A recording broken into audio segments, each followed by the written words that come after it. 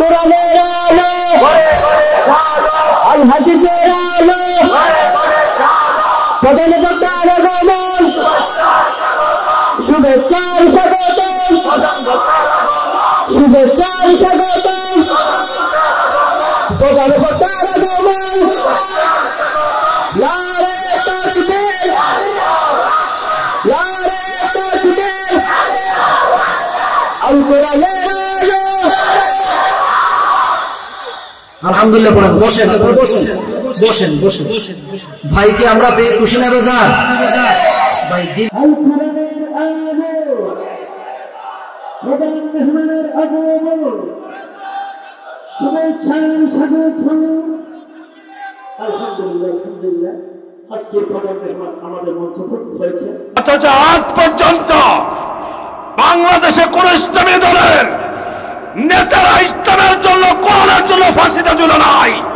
একমাত্র যারা ঝুলেছে তারা বাংলাদেশ জামাত ইসলামের নেতৃবৃন্দ কোরআনের সমাজ কায়েম করার জন্য ফাঁসিতে ঝুলেছে। যাদেরকে ফাঁসিতে ঝুলাইছ তাদের বিচার একদিন বাংলার জমিনে হবেই হবেই হবেই। কারা কারা যাও হাত তুলে দেখতে না।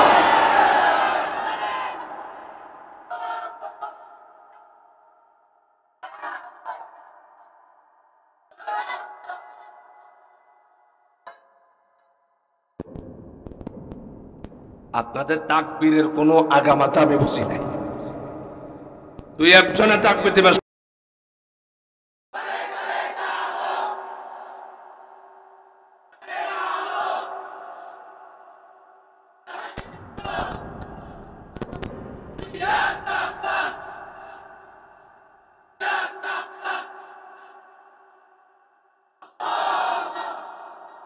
একমাত্র সুন্দর সমাজ গঠন করতে পারে কোরআনের সমাজ।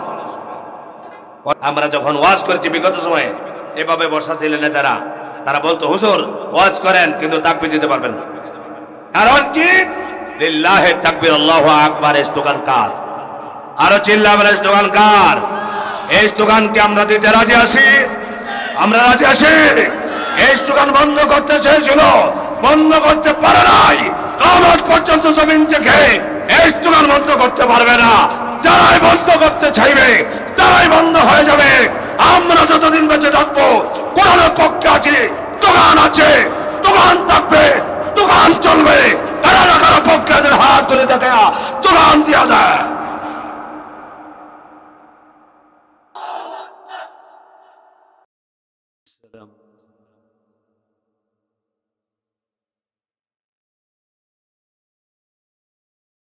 الحمد لله نحمده ونستعينه ونستغفره ونعوذ بالله من شرور أنفسنا ومن سيئات أعمالنا من يهده الله فلا مضل له ومن يضلله فلا هادي له ونشهد أن لا إله إلا الله وحده لا شريك له ونشهد أن سيدنا وحبيبنا ومولانا محمدا عبده ورسوله الذي أرسله بالحق بشيرا ونذيرا وداعيا إلى الله بإذنه وسراجا منيرا فقد قال الله تعالى في كلامه المجيد وفرقانه الحميد আমরা সবাই শয়তানের ওয়াসওয়াসা থেকে আল্লাহ পাকের কাছে পানাহ চাই। পড়ি أعوذ بالله من الشيطان الرجيم بسم الله الرحمن الرحيم إن الله وملائكته يصلون على النبي يا أيها الذين آمنوا صلوا عليه وسلموا تسليما اللهم صل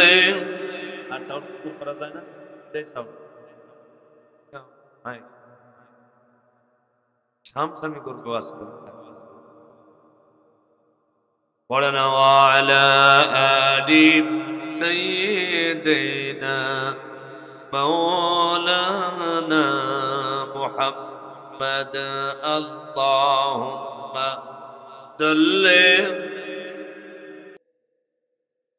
سيدنا مولانا محمد بلغ العلا بكماله كشف الدجى بجماله حسنت جميع خصاله صلوا عليه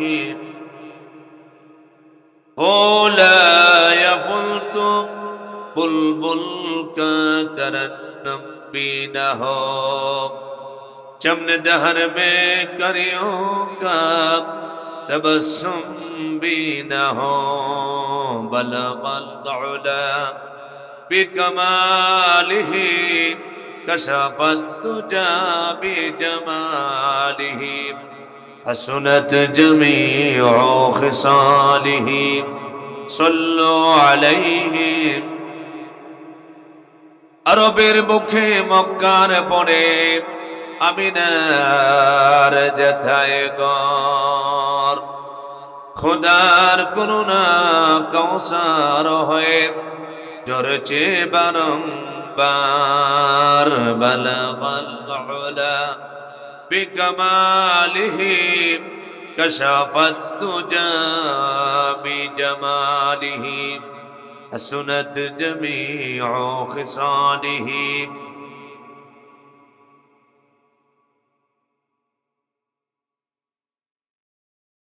লোহাগাড়া থানার পূর্ব রাজঘাটা ফরেস্ট অফিস সংলগ্ন জামে মসজিদ ও ফুরকানিয়া মাদ্রাসার এলাকাবাসীর উদ্যোগে আয়োজিত দ্বিতীয়তম সিরাতুন নবী সাল্লাল্লাহু আলাইহি ওয়াসাল্লাম মাহফিলের সম্মানিত সভাপতি জনাব আলহাজ মাওলানা ফজল কবির সাহেব নোয়ারবিলা লোহাগড়া চট্টগ্রাম জনাব মাওলানা আব্দুল মান্নান সাহেব নোয়ারবিলা লোহাগড়া চট্টগ্রাম যারা আলোচনা পেশ করেছেন মাওলানা বদিউল আলম জিহাদি সাহেব মাওলানা গাজী আব্দুল শুকুর সাহেব মাওলানা ইকবাল হোসেন সাহেব আমার আগে যিনি অত্যন্ত গুরুত্বপূর্ণ আলোচনা আপনাদেরকে শুনিয়েছেন হযরত মাওলানা হাফেজ মাওলানা শরীয়তুল্লাহ জিহাদি সাহেব চট্টগ্রাম আলোচক এটিএন বাংলা ও চ্যানেল 9 বিশেষ আকর্ষণ সুরের মোহনা সঙ্গীত টিপ সৃজন সাকিব ও সৈয়দ মাহফুজ উপস্থিত উলামায়ে কেরাম মুরব্বিয়ানে কেরাম মুসল্লিয়ানে কেরাম যুবক ভাইরা পর্দার আড়াল থেকে শুনছেন আমার সম্মানিত মা এবং বোন সর্বপ্রথম আমরা সেই মালিকের দরবারে শুকর আদায় করছি কৃতজ্ঞতা প্রকাশ করছি যিনি আমাদেরকে আজকে নির্দ্বিধায় নির্বাধায় সমস্ত চিন্তামুক্ত ভাবে টেনশন মুক্ত ভাবে এই মাহফিল করার এবং আলোচনা করা এবং শোনার তৌফিক দান করলেন সেই সুযোগটুকু দিলেন কে সবাই বলেন কে দিলেন তারই দরবারে আমরা সকলেই খুশি মনে উঁচু আওয়াজে সবাই একবার পড়ছি আলহামদুলিল্লাহ সবাই পড়েন নাই সবাই যদি আলহামদুলিল্লাহ পড়েন যারা বাধা দিয়েছিল তাদের কলিজার মধ্যে লাগবে আমরা তো বহুত বাধা দিয়ে বন্ধ করছিলাম আজকে ওরা পেয়ে আলহামদুলিল্লাহ পড়তেছে তাহলে আপনারা কি চান যারা বাধা দিয়েছিল তাদেরকে খুশি করতে চান? সবাই বলেন আলহামদুলিল্লাহ। আমরা শুকর আদায় করলাম কার? আরো চিল্লায় বলেন কার? আল্লাহ তাআলার। কারণ সমস্ত ক্ষমতার মালিক কে? চিল্লায় বলেন মালিক কে? সমস্ত ক্ষমতার মালিক জনগণ নয়। এই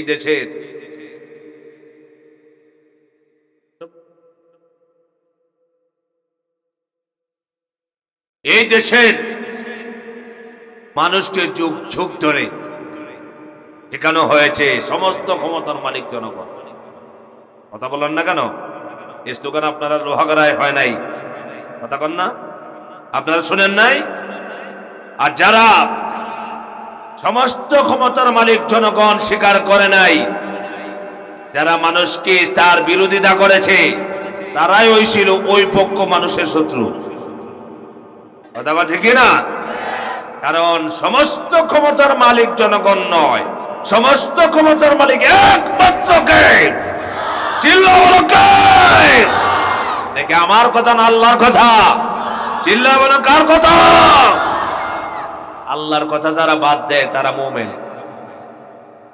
আল্লাহর কথা যারা বাদ দিয়ে নিজের কথা মানুষকে শিখায় তারা মুমিন হয়, ইমানদার হয়। সমস্ত ক্ষমতার মালিক জনগণ বলে স্লোগান দিচ্ছে, আমরা মুসলমানেরা এই স্লোগানের সাথে একমত নই।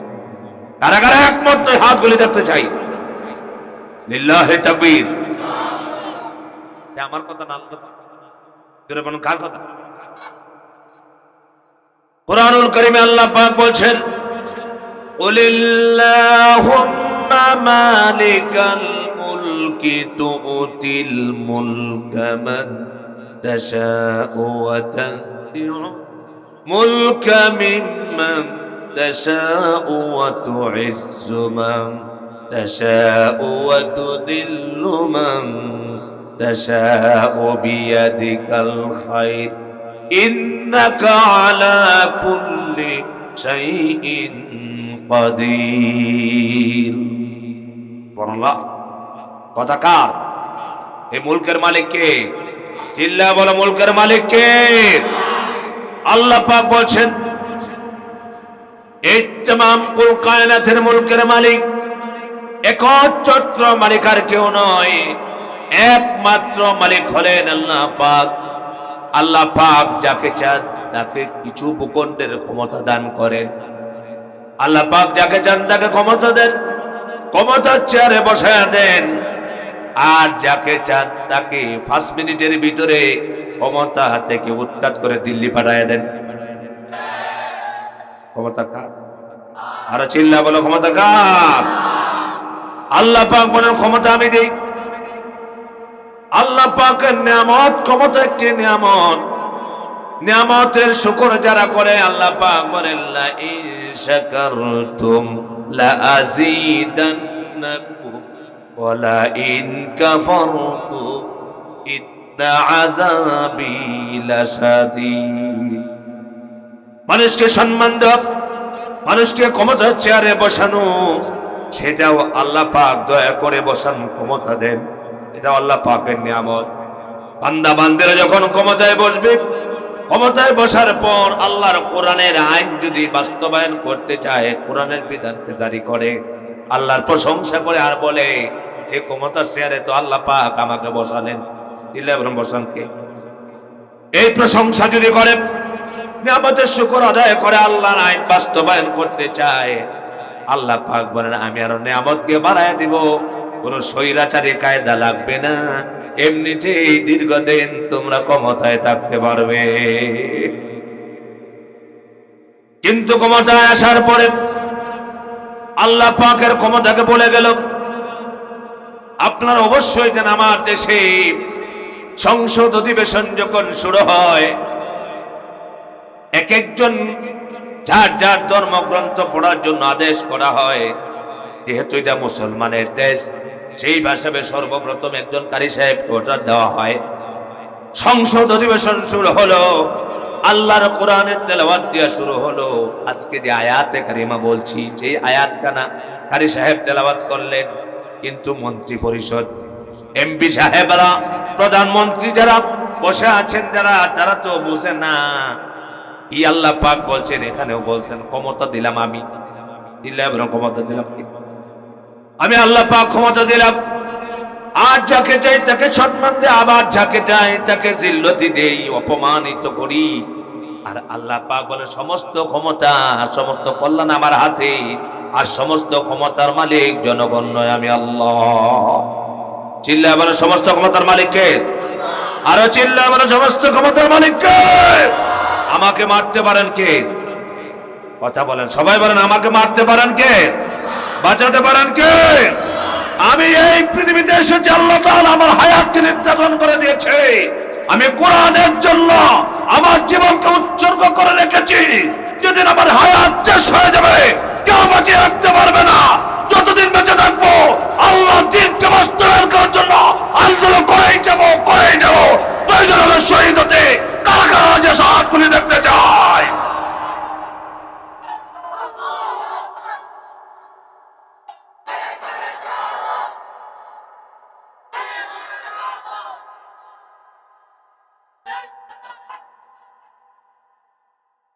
তাকবীর দিবে এক দুইজনে, বহুত দিন তাকবীর দিতে পারো নাই যুবকেরা, বহুত দিন তাকবীর দিতে পারো নাই।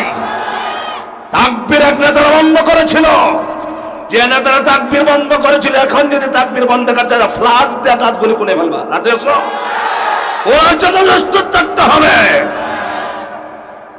বহুত মাহফিলে গিয়া ঘুরে যাইতে হয়েছে শত শত কিলোমিটার, ক্ষমতা দাফর দেখায়া মাহফিল বন্ধ করে নাই। মুসলমানরা যদি মুসলমান হন, যতদিন বেঁচে থাকবেন এই দুঃশাসন ভুলে যাবেন না। রাজি আসুন। আজকে ওই যে যুবক বলল, কি পর্যন্ত তাদেরকে হুমকি দেওয়া হয়েছে। সম্মানিত ভাইরা, আল্লাহ পাক সমস্ত ক্ষমতার মালিক। আল্লাহ ছাড়া কেউ ক্ষমতার মালিক নয়। আল্লাহ পাক এই কোরআনুল কারীম দিয়েছে, কোরআন দিয়ে সমাজ গঠন করার জন্য। কোরআনের সমাজ যদি কায়েম হয়, এই সমাজ ভালো হবে না খারাপ হবে? আপনারা সাক্ষী দেন, ভালো হবে না খারাপ হবে? আরো চিল্লায় বলেন ভালো হবে না খারাপ হবে? আজ পর্যন্ত এই বাংলাদেশে 53 বছর হলো বাংলাদেশ হলো। এই 53 বছরের ভিতরে আমার দেশে এই কোরআনুল কারীম দিয়া সংসার চালানো হলো না, সমাজ চালানো হলো না। যার জন্য আমার দেশে মদ, জুয়া, জেনা, বেবিচার আছে না নাই? চিল্লায় বলেন আছে না নাই? জেনা আছে, বেবিচার আছে, মদ আছে, জুয়া আছে।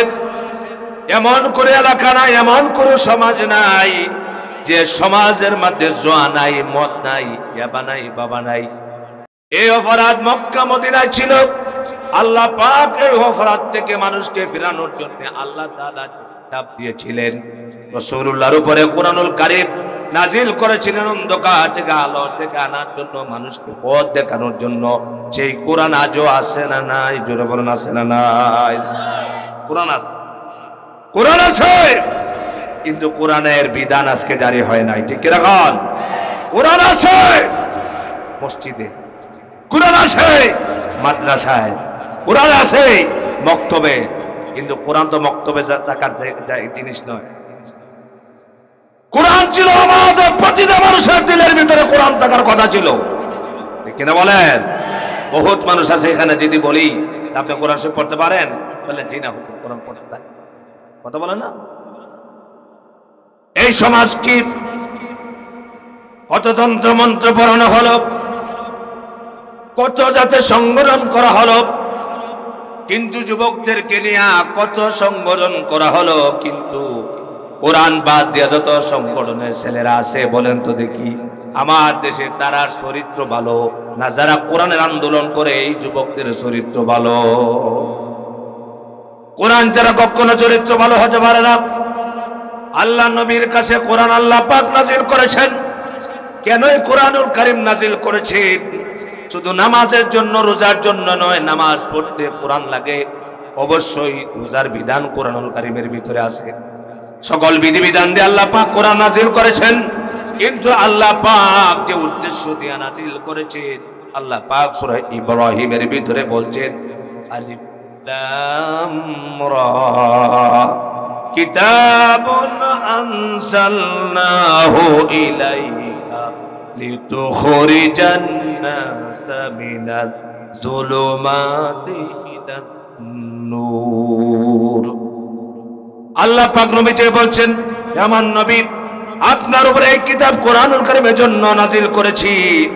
আপনি কোরআনের আলো দিয়া, কোরআন দিয়ে অন্ধকারের মানুষদেরকে আলোর পথ দেখাবেন, আলোর দিকে আনবেন। তার মানে কোরআনের দাওয়াত দিয়া আজকে পৃথিবীতে যত নবী রাসূল এসেছেন সবাই আল্লাহর পক্ষে, আল্লাহর দ্বীন বাস্তবায়নের জন্য আন্দোলন করেছেন, ঠিক কিনা কল? অথচ আমার দেশে যারা কোরআনের সমাজ চাইলেন, কোরআন দিয়া সমাজ গঠন করতে চাইলেন, অন্ধকারের মানুষদেরকে, যারা জুয়া খেলায়, যারা মদ খায়, যারা কোরআন বোঝে না, যারা জেনা ব্যভিচারে লিপ্ত, তাদেরকে ভালো করার জন্য যে কোরআন এসেছে, কোরআনের দাওয়াত দেওয়া যখন শুরু করেছেন, কোরআন দেয়া এক শ্রেণীর মানুষেরা, এক শ্রেণীর যুবকরা রাত দিন পরিশ্রম করে, তাদেরকে আমার দেশে বলা হয় জঙ্গি। কথা বলে না কারো, কি বলা হয়? যারা ইসলামী ছাত্র শিবির আপনার এলাকায় আছে, কথা বলেন আছে? শিবিরের কথা বললে আমার দেশের কিছু মানুষের চুলকানি ওঠে, চুলকানি ওরা রোগ কাটে। কথা বলে না, এরকম তো হমত আছে। অথচ আমার দেশে অনেক সংগঠনের ছেলেরা মদ না পরে কম হয় না, কলেজ ইউনিভার্সিটির মেয়েদেরকে ফালাক্রমে দর্শন করেছে ওই ছাত্রলীগের ছেলেরা, ঠিক কিনা বলো? তাদেরকে বলা হয়েছে সোনার ছেলে। আর যে ছেলের 5 ওয়াক্ত নামাজ আমার এই দেশে আল্লাহ জমিন আল্লাহর কোরআনের বাস্তবায়ন চায়, তাদেরকে বলা হয়েছে রাজাকার। জঙ্গিবাদ তহমত দেওয়া হয়েছে। বাংলাদেশে এমন তহমত আবাদ দিলে তাদের দফাত বাংলা জমিনে মুসলমানরা কোলে ফেলবে, ঠিক কিনা বলো? যারা নামাজ পড়ে, ছাত্র শিবিরের বিরুদ্ধে যত হামলা মামলা হয়েছে কিনা, এগুলো মানে মিথ্যা কথা বলতেছি, কথা বলে মিথ্যা কথা বলতেছি। শিবির পরিচয় দিতে পারে নাই 16 বছর। জামাতে ইসলামের কারোর নাম পোস্টারে থাকলে মাহফিল ক্যান্সেল। কথা কি সব ভুল বলতেছি নাকি? অথচ পোস্টারের নাম হলো মদকুরের নাম। যে মদ খায়, যে মদ পান করে, যে বাবার সাথে সম্পর্ক, ওদের নাম থাকতো মাহফিলের পোস্টারের প্রথম উপর। কত জায়গায় মাহফিল বন্ধ করছে দাপট দেখায়া। দাপট গেল কোথায়? কথা বলেন, দাপট গেল কোথায়? দাপট বেশি দিন থাকে না। আল্লাহ বলেন ওয়ালা তামশি ফিল আরদি মারাহ, আমার জমিনে অহংকার দেখাবি না, দাম্ভিকতা দেখাবে না। অহংকারের মালিক কে? আরো চিল্লাবেন, অহংকারের মালিক কে? এই দেশের একটি সুশৃঙ্খল সংগঠন বাংলাদেশ ইসলামী ছাত্র শিবির। কথা বলে না কেন? বাংলাদেশ জামাত ইসলামীকে এই দেশের মানুষের কলিজার মধ্যে ঢুকে দেওয়া হয়েছে। জামাত ইসলামী একটা ইসলামী দল নয়। এটা আপনারা জানেন কিনা জানেন না। উত্তরবঙ্গে কিছু জেলা আছে, সেই দিকে আমার যাওয়ার ভাগ্য হয়েছে, আমি দেখেছি। তারা বলে জামাতে ইসলাম ইসলামী দল নয়, অথচ আজ পর্যন্ত বাংলাদেশে কোন ইসলামী দলের নেতারা ইসলামের জন্য, কোরআনের জন্য ফাঁসিতে ঝুলে নাই। একমাত্র যারা ঝুলেছে তারা বাংলাদেশ জামাত ইসলামের নেতৃবৃন্দ, কোরআনের সমাজ কায়েম করার জন্য ফাঁসিতে ঝুলেছে। যাদেরকে ফাঁসিতে ঝুলাইছ তাদের বিচার একদিন বাংলার জমিনে হবেই, হবেই, হবেই। কারা কারা যাও হাত তুলে দেখতে না।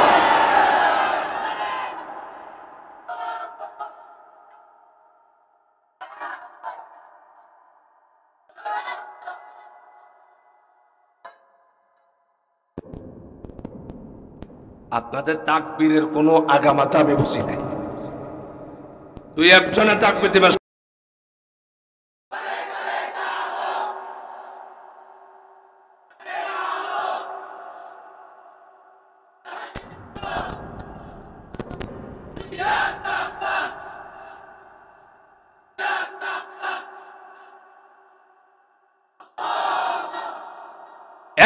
একমাত্র সুন্দর সমাজ গঠন করতে পারে কোরআনের সমাজ। কথা বলে ঠিক কিনা? কোরআন ছাড়া এই পৃথিবীতে যত তন্ত্র মন্ত্র আছে, যত নেতা, যত নেত্রীর আদর্শ বাস্তবায়ন করতে চাইবে না কেন, কিয়ামত পর্যন্ত এই দেশে শান্তি প্রতিষ্ঠা হবে না। হবে না কি কোন? কারণ হলো কি, রাসূলুল্লাহর কাছে আল্লাহ পাক কোরআন নাজিল করেছে এই জন্য যাতে অন্ধকারের মানুষদেরকে আলোর পথ দেখাতে পারেন।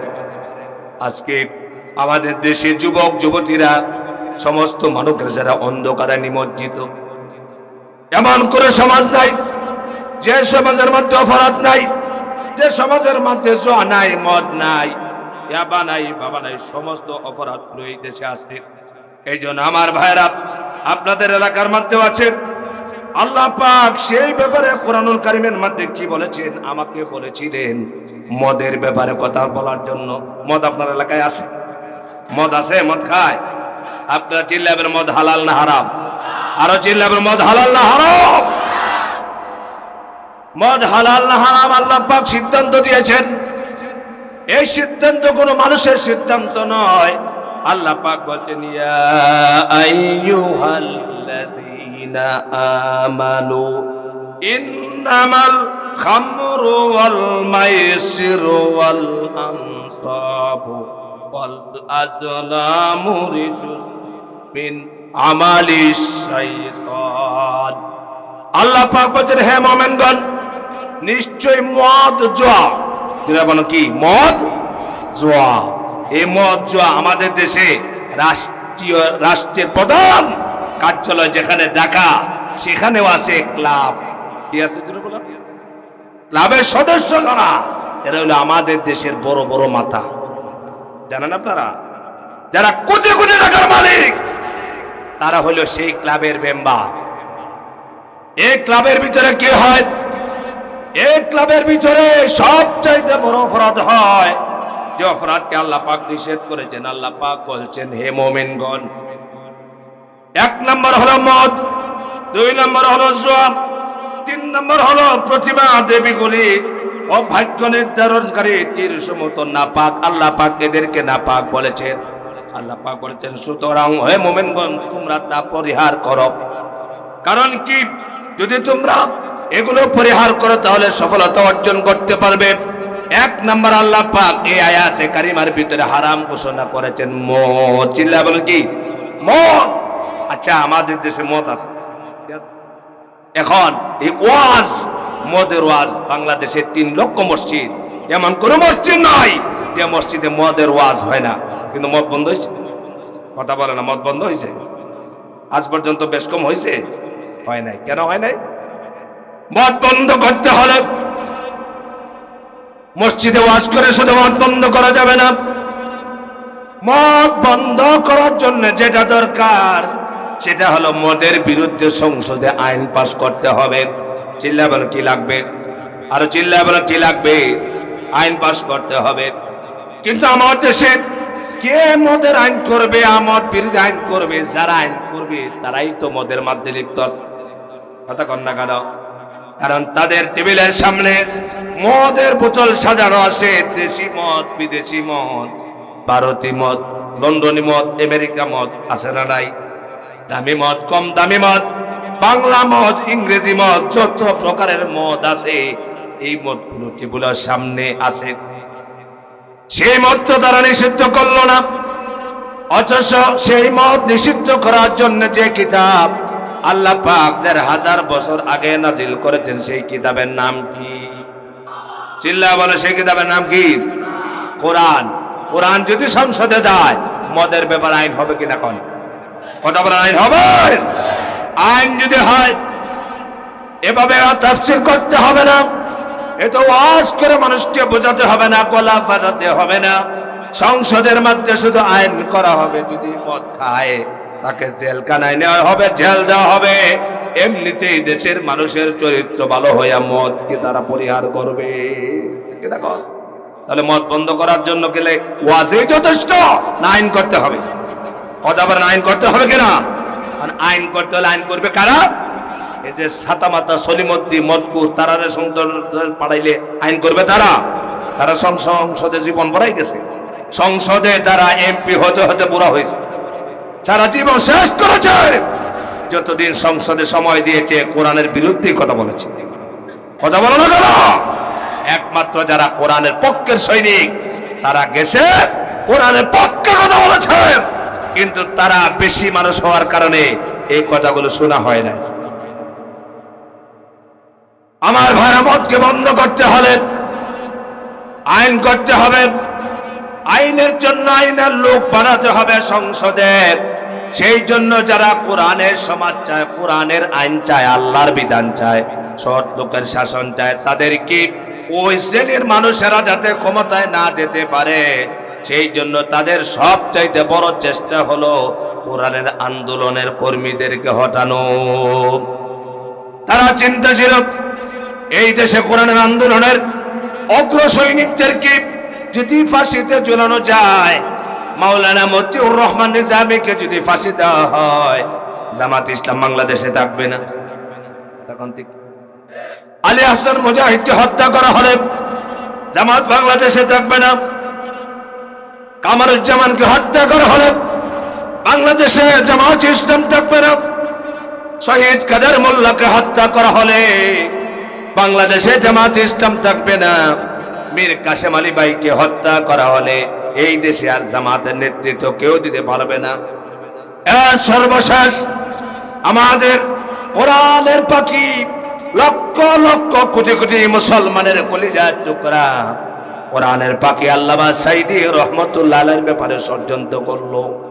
সাঈদীকে যদি হত্যা করা হয় বাংলা জমিনে হয়তো আর কেউ কথা বলবে না, কিন্তু এদেরকে ফাঁসিতে ঝুলে হত্যা করেছে, শহীদ করেছে, কিন্তু বাংলাদেশে জামাতের কর্মীরা বাড়ছে না কমছে? আরো চিহ্ন বড় বাড়ছে না কমছে? একজন নয়, দুইজন নয়, জামাত ইসলাম এমন দলের নাম যে দলের শত শত কর্মীদেরকে শহীদ করলেও এই দলের শত কর্মী সংখ্যা বাড়বে।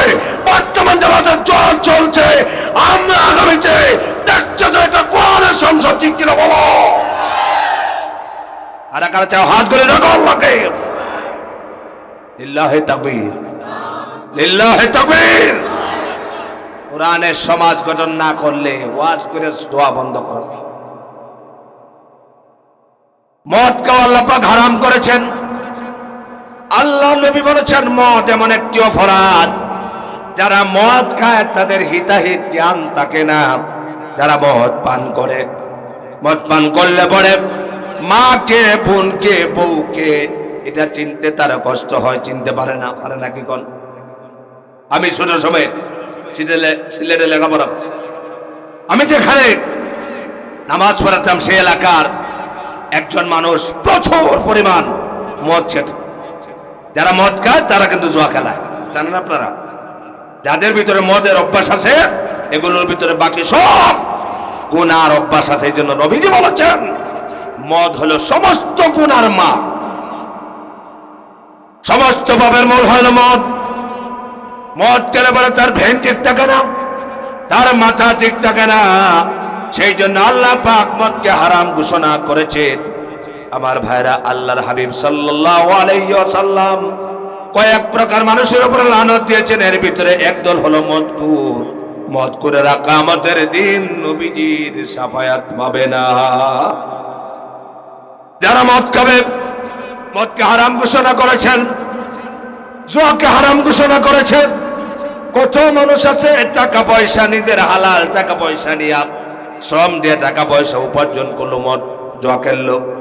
আমাদের দেশে বর্তমানে মোবাইল হাতে নিয়ে জুয়া আছে না নাই? যুবকেরা বলেন আছে না নাই? আমি যেখানে জুমা পড়াই মাঝে মাঝে দুইটা দোকানে যাই, অনেক যুবকেরা বসে। আমি ভাবছি হয়তো আলোচনা করে, তারা বিভিন্ন কথাবার্তা বলে, এই জন্য তারা এনে বসে বসে সময় কাটায়। আরেকদিন জিজ্ঞেস করলাম একজনকে, ওই যুবকেরা ঘন্টার পর ঘন্টা এখানে বসে থাকে কেন? তারা বলছে হুজুর এই মোবাইল দিয়া ওই যে টিভিতে খেলা হচ্ছে, খেলার সাথে জুয়া খেলা হচ্ছে, সেখানে টাকা ধরতেছে। কেউ হারছে, কেউ জিততেছে। আমি আগে চিন্তাও করতে পারি নাই মোবাইল দিয়ে আবার জুয়া খেলা কেমনে হয়। এটা হলো বর্তমান আধুনিক জুয়া খেলার দৃশ্য আমরা দেখতে পেলাম।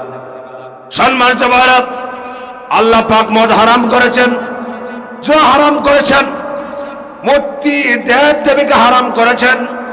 কাফের মুশরিকরা তারা ধনুককে, তীরকে তারা ভাগ্য নির্ধারক তীর বলা হতো, সেগুলোকে তারা ভাগ্য নির্ধারণের জন্য নির্দিষ্ট করেছিলেন। আল্লাহ পাক কুরআনুল কারীমের এই আয়াত কানার ভিতরে এই বিষয়গুলোকে আল্লাহ পাক হারাম করেছেন আর বলেছেন এগুলো হলো রিজসুম মিন আমালিশ শাইতান। মদ, জুয়া, দেবী মূর্তি, ভাগ্য নির্ধারক তীর, ধনুক, এই সবগুলো হলো শয়তানের কাজ। কার কাজ? আরো চিল্লাবেন, কার কাজ? এটা কোনো মুসলমানের কাজ না, মুসলমানরা করতে পারে না। কারণ হলো যে লোকটা মদ খায় তার ভিতরে সেই সময় ঈমান থাকে না, কারণ মদ আর ঈমান কখনো একত্রিত হতে পারে না। আমার ভাইরা, আমরা কেমন মুসলমান, কেমন কোরআনকে মানি? এই কোরআন দিয়ে ওয়াজ করা হচ্ছে মদ হারাম। আপনারা বলেন মদ হারাম, কিরা বলেন?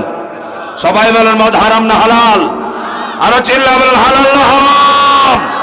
আমরা কি মদের পক্ষে না বিপক্ষে? আমরা মদের পক্ষে না বিপক্ষে? আমরা জীবনে মদ খাবো না, মদ স্পর্শ করবো না, কারণ আল্লাহ পাক এটাকে হারাম করেছেন। ঠিক কিরকম? কোন মুসলমান মদ পান করতে পারে না। নবীজির কাছে মদের আয়াত নাযিল হলো মদিনা শরীফে। কোন জায়গায়? মদিনা শরীফ। আজকে আমাদেরকে কত আয়াত শোনানো হয়, কত নসিহত করা হয়, কিন্তু গ্রহণ করি না। ঠিক কিরকম?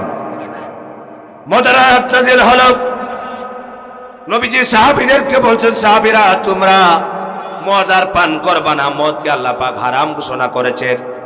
যেদিন মদের আয়াত নাযিল হলো, ভালো করে যুবকেরা শুনো, আমি আশা করি এই এলাকার মধ্যে মদ থাকবে না, কারণ এই এলাকার মধ্যে কোরআনের আন্দোলনের কর্মীরা বেশি। আমার বিশ্বাস এই এলাকার মধ্যে কেউ মদ পান করতে পারে না। আপনার এলাকায় মদ খোর আছে নাকি? আছে? কি বলে? আমি এটা চিন্তা করছি, এই জন্য তো বিষয় মদ আছে। মদ বন্ধ করতে হলে ওয়াজ লাগবে না, সমাজের সবাই যদি কোরআনের সমাজ গঠন করেন ইনশাআল্লাহ মদ বন্ধ হবে। ঠিক কিনা কন? বন্ধ হবে। যারা কোরআনের সমাজ চায় তাদেরকে আমরা মেম্বার বানাবো, যারা কোরআনের সমাজ চায় তাদেরকে চেয়ারম্যান বানাবো, যারা কোরআনের সমাজ চায় তাদেরকে এমপি বানাবো, যারা কোরআনের সমাজ চায় তাদেরকে মন্ত্রী বানাবো, যারা কোরআনের রাজ চায় তাদেরকে আমরা প্রেসিডেন্ট বানাবো। এমনিতেই মঞ্চ বন্ধ হবে। ঠিক কিনা বলো? এগুলো করলেই মঞ্চ বন্ধ। কিন্তু এছাড়া তো সাধারণ মানুষ বন্ধ করতে পারবে না। পারবে না কি করে? কারণ পুলিশ বাহিনী চলে এমপির কথায়, পুলিশ চলে কার কথায়? চেয়ারম্যানের কথায়। চেয়ারম্যান যদি হয় নামাজি, মদের বিপক্ষে থাকবে না পক্ষে থাকবে? চেয়ারম্যান যদি বোতলটা নেই, চেয়ারম্যান যদি বোতলটা নেই, তাহলে আবার ফিরায় কাটা। ঠিক কিরকম? সম্মানিত ভাইরা, মদের ব্যাপারে আল্লাহ পাকের বিধান যখন জারি হলো, নবীজি সাহাবীদেরকে বলছেন, সাহাবীরা আর মদ পান করতে পারবে না। কারণ হলো আল্লাহ পাক মদকে হারাম ঘোষণা করেছেন। ইতিহাসের মধ্যে লেখা আছে সেই দিন মদিনা শরীফে আল্লাহর কথা এবং নবীজির কথা মদিনার মানুষ কিভাবে মেনেছিলেন। যখন মদ পান করার জন্য প্রস্তুতি গ্রহণ করেছেন, অনেকেই মদটি হাতের মুঠোয় নিয়েছেন, মদের গ্লাস দিয়েছেন, মদ পান করবেন, কিন্তু নবীজি নিষেধ করেছেন, আল্লাহ পাক হারাম ঘোষণা করেছেন। আল্লাহর কথা, নবীজির কথা এভাবে সম্মান দিয়েছেন, সঙ্গে সঙ্গে হাত থেকে মদের গ্লাসটা ছেড়ে দিয়েছে। বলবেন না? আমার ভাইরা, সিরাতুন নবী মাহফিল দিয়েছেন। সিরাত মানে রাসূলুল্লাহ জীবনী। নবীজি সাহাবীদেরকে বলছেন, সাহাবীরা কিভাবে নবীজির কথা মেনেছেন। আজকে নবী নাই, কিন্তু কোরআন শরীফ আছে না নাই? আরো জোরে বলুন, কোরআন শরীফ আছে না নাই? কোরআনুল কারীমের ভিতরে আল্লাহ পাক যে বিধান দিয়েছিলেন সেই বিধান আছে না নাই? সেই বিধান আছে। আল্লাহর হাবিব যখন বলেছেন, সঙ্গে সঙ্গে সাহাবীরা মদের গ্লাস ফেলে দিয়েছেন। বহু সাহাবীর ঘরের মধ্যে মদখার মধ্যে মদ রাখা হতো, সেই ঘর থেকে মদের মদকাগুলো বের করে আনা হয়েছে, বাইরে এনে ফেলে দেওয়া হয়েছে। এরপরে একজন সাহাবী নবীজির কাছে এসেছেন, এসে দাঁড়ায়া বললেন, ইয়া রাসূলুল্লাহ, আমি মদের ব্যবসা করি, দূর থেকে মদ কিনে নিয়ে আসি আর এই জায়গা এলাকার মধ্যে বিক্রি করি। নবীজি, আপনার উপরে আল্লাহ পাক কোরআনের আয়াত নাযিল করার আগে আমি তো জানতাম না মদ হারাম হবে, সেই জন্য আমি মদ কিনে নিয়ে এসেছি। ইয়া রাসূলুল্লাহ, মদ কিনে নিয়ে আসার পর আপনার উপর আল্লাহ পাক কোরআনের আয়াত নাযিল করে জানিয়ে দিয়েছেন কিয়ামত পর্যন্ত মদ হারাম করা হলো। ইয়া রাসূলুল্লাহ, আপনি সিদ্ধান্ত দেন এবার আমার কিনা মদগুলি কি করব। নবীজি সাহাবীকে বলছেন, ও সাহাবী শোনো, আল্লাহ পাক সিদ্ধান্ত দিয়েছেন, এই মদকে হারাম ঘোষণা করেছেন। হারাম জিনিসের ব্যবসা করাও হারাম না হালাল? বলেন, হারাম জিনিসের ব্যবসা করা কুকুর খাওয়া হারাম না হালাল? কথা বলেন। কুকুরে বিক্রি করতে পারবেন? কুকুর বিক্রি করে খাওয়া যায় আছে? শুকর খাওয়া হালাল না হারাম? হারাম। বিক্রি করা যায় আছে? এটা হারাম জিনিস। এগুলোকে বিক্রি করে ব্যবসা করা, হারাম জিনিসের ব্যবসা করা। আমাদের কাছে অনেক সময় প্রশ্ন করে, হুজুর, সুদের ব্যাংকে কি চাকরি করতে পারবে? সুজা কথা, হারামের ব্যবসা করা জায়েজ নাই। হারাম জিনিসের ব্যবসা করা কি নাই? জায়েজ নাই। নবীজির কাছে সাহাবী আরজ করলেন, ইয়া রাসূলুল্লাহ, তাহলে আমি যে মদ কিনে নিয়ে এসেছি, আপনার কাছে কোরআনের আয়াত নাযিল হলো পরে, আর আমি মদ কিনে নিয়ে এসেছি আগে, তার মানে হলো হারাম ঘোষণার আগে আমি মদ কিনে নিয়ে এসেছি, আমি মদগুলি কি করব? নবীজি সঙ্গে সঙ্গে বললেন, সাহাবীরা, এই মদ তুমি আর বিক্রি করে টাকা উসুল করতে পারবা না, যেহেতু হারাম করা হয়েছে। সাহাবী বললেন, ইয়া রাসূলুল্লাহ, তাহলে কি করব? আল্লাহর নবী সাহাবীকে বললেন, তুমি মদগুলি কোথায় রেখে দিয়েছো? সাহাবী বললেন, ইয়া রাসূলুল্লাহ, আমি মদ এনে আমি ওই পাহাড়ের পদদেশে মক্কাগুলোর মধ্যে মদ রেখে দিয়েছি। নবীজি বললেন, সাহাবী শোনো, আল্লাহ পাকের হুকুম হলো মদ খেতেও পারবে না, বিক্রিও করতে পারবে না, সেই জন্য সমস্ত মদকে জমিনে নিক্ষেপ করতে হবে। তবে সমস্ত মদ জমিনে ঢেলে দিয়া আর মদের বাসনগুলোকে ভেঙে চুরমার করে দিতে হবে। সাহাবী তাই করলেন। রাসূলুল্লাহ সাল্লাল্লাহু আলাইহি ওয়াসাল্লাম যখন নির্দেশ দিলেন সাহাবীকে মদ ফেলে দেওয়ার জন্য, মটকাগুলো ভেঙে চুরমার করার জন্য, সাহাবী রাসূলুল্লাহর কথায় একবারও প্রশ্ন তুললেন না, সঙ্গে সঙ্গে সমস্ত মদ জমিনে ফেলে দিলেন আর সমস্ত মটকাগুলো ভেঙে চুরমার করে দিলেন। কারণ হলো কি? আল্লাহ পাক বলেন, মা আতাকুমুর রাসূলু ফাখুযুহু ওয়া মা নাহাকুম আনহু ফান্তাহু। আমার নবী যা তোমাদেরকে দেন গ্রহণ করো, যা থেকে বিরত রাখেন তা থেকে বিরত থাকো। কারণ হলো আমার রাসূল তো, নবীজি তো মন গড়া কোনো কথা বলেন নাই। মায়ান্তিকু আনিল হাওয়া ইন হুয়া ইল্লা ওয়াহয়ুন ইউহা। নবী যা বলেছেন কার কথা? কথা বলো না, কার কথা? আল্লাহর কথা বলেছেন। এই জন্য এক নম্বর আল্লাহ বললেন মদ, দুই নম্বর হলো জুয়া। দুই নম্বর কি? জুয়া খেলানো যাবে? আর আমার দেশের মুসলমানেরা জুয়াকে হালালের মতো করে নিয়েছে। যারা হালালকে হারাম করে, হালালকে হারামকে হালাল করবে আর হালালকে হারাম করবে, ওরাও জাহান্নামে যাবে।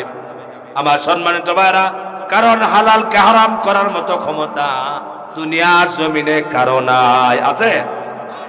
আর হালালকে হারাম করতে পারবে না, হারামকে হালাল করার ক্ষমতা কারো নাই। কারণ হলো হালাল আর হারামের ব্যাপারে সিদ্ধান্ত হলো কুরআনুল কারীমের ভিতরে আল্লাহ পাক দিয়েছেন। এই জন্য মদ, জুয়া, আল্লাহ পাক জুয়া খেলাকে হারাম করেছেন, শয়তানের কাজ বলেছেন। আজকে আমার দেশের মুসলমানেরা যারা মুসলমান নামদারি জুয়া খেলায়, আসলে তাদের ভিতরে কি ঈমান আছে নাকি কোন? কারণ হলো আল্লাহ পাক যে নিষেধ দিয়েছেন, মুসলমানরা মূর্তি পূজা করে না, ধনুককে তার ভাগ্য নির্ধারক মনে করে না, কিন্তু দুইটা অপরাধ সবচাইতে বেশি আছে, একটা হলো মদ আর একটা হলো জুয়া। এই জন্য মদ এবং জুয়া থেকে এই সমাজকে বাঁচাতে হলে কোরআনের কোনো বিকল্প নাই। আছে?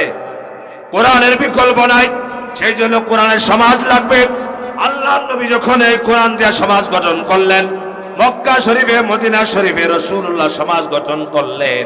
আমার ভাইরা, মদিনা শরীফের মানুষেরা যারা জুয়া খেলতেন, মদ খেতেন, তারা চিরদিনের জন্য মদ ছেড়ে দিয়েছেন, জুয়া ছেড়ে দিয়েছেন।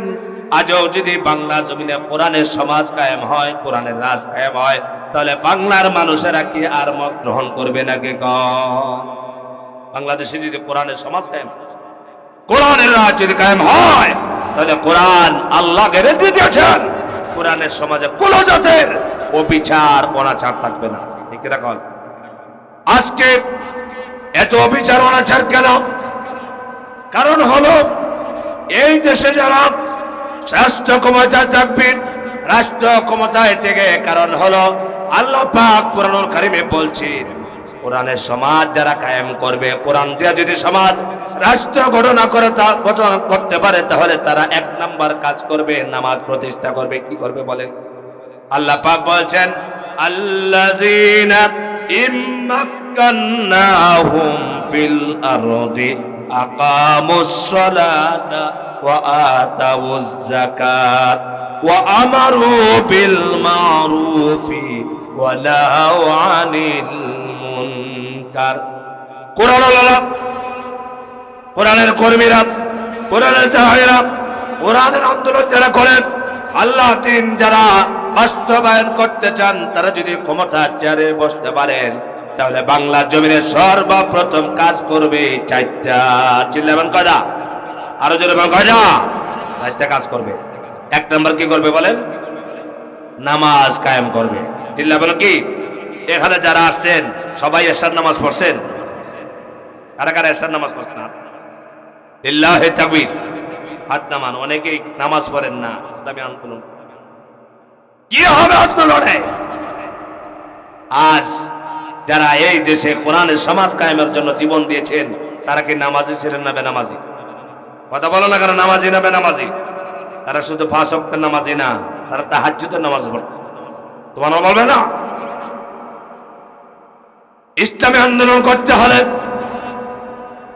জিহাদের ময়দানে গেলে উপরে নামাজ মাপ হয় না, নামাজ প্রতিষ্ঠা করতে হবে।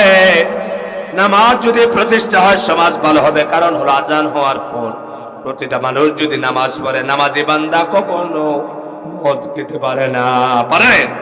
নামাজি মদ খেতে পারে না, নামাজি জুয়া খেলতে পারে না, নামাজি বান্দা কখনো হত্যা করতে পারে না, নামাজি বান্দা কখনো ধর্ষণ করতে পারে না। এই জন্য সর্বপ্রথম নামাজের কথা বলা হয়েছে। কোরআনের কর্মীরা যদি ক্ষমতায় যেতে পারে, নামাজ কায়েম করবে। কারণ কি? নামাজ কি করবে?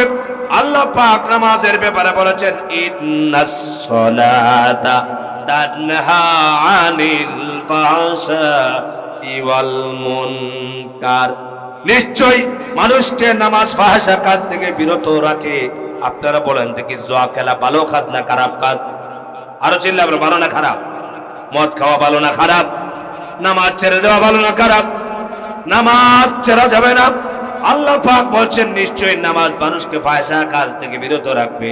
এই জন্য ভাইরা, নামাজের সমাজ যদি হয়, আজান হওয়ার পরে প্রতিটা মানুষ যদি মসজিদে নামাজ আদায় করে, মা বোনেরা যদি করে নামাজ আদায় করে, এইটাই হবে সবচেয়ে সুন্দর সমাজ। ঠিক রাখো। আজ আমাদের সমাজে নামাজি বেশি না বেনামাজি বেশি?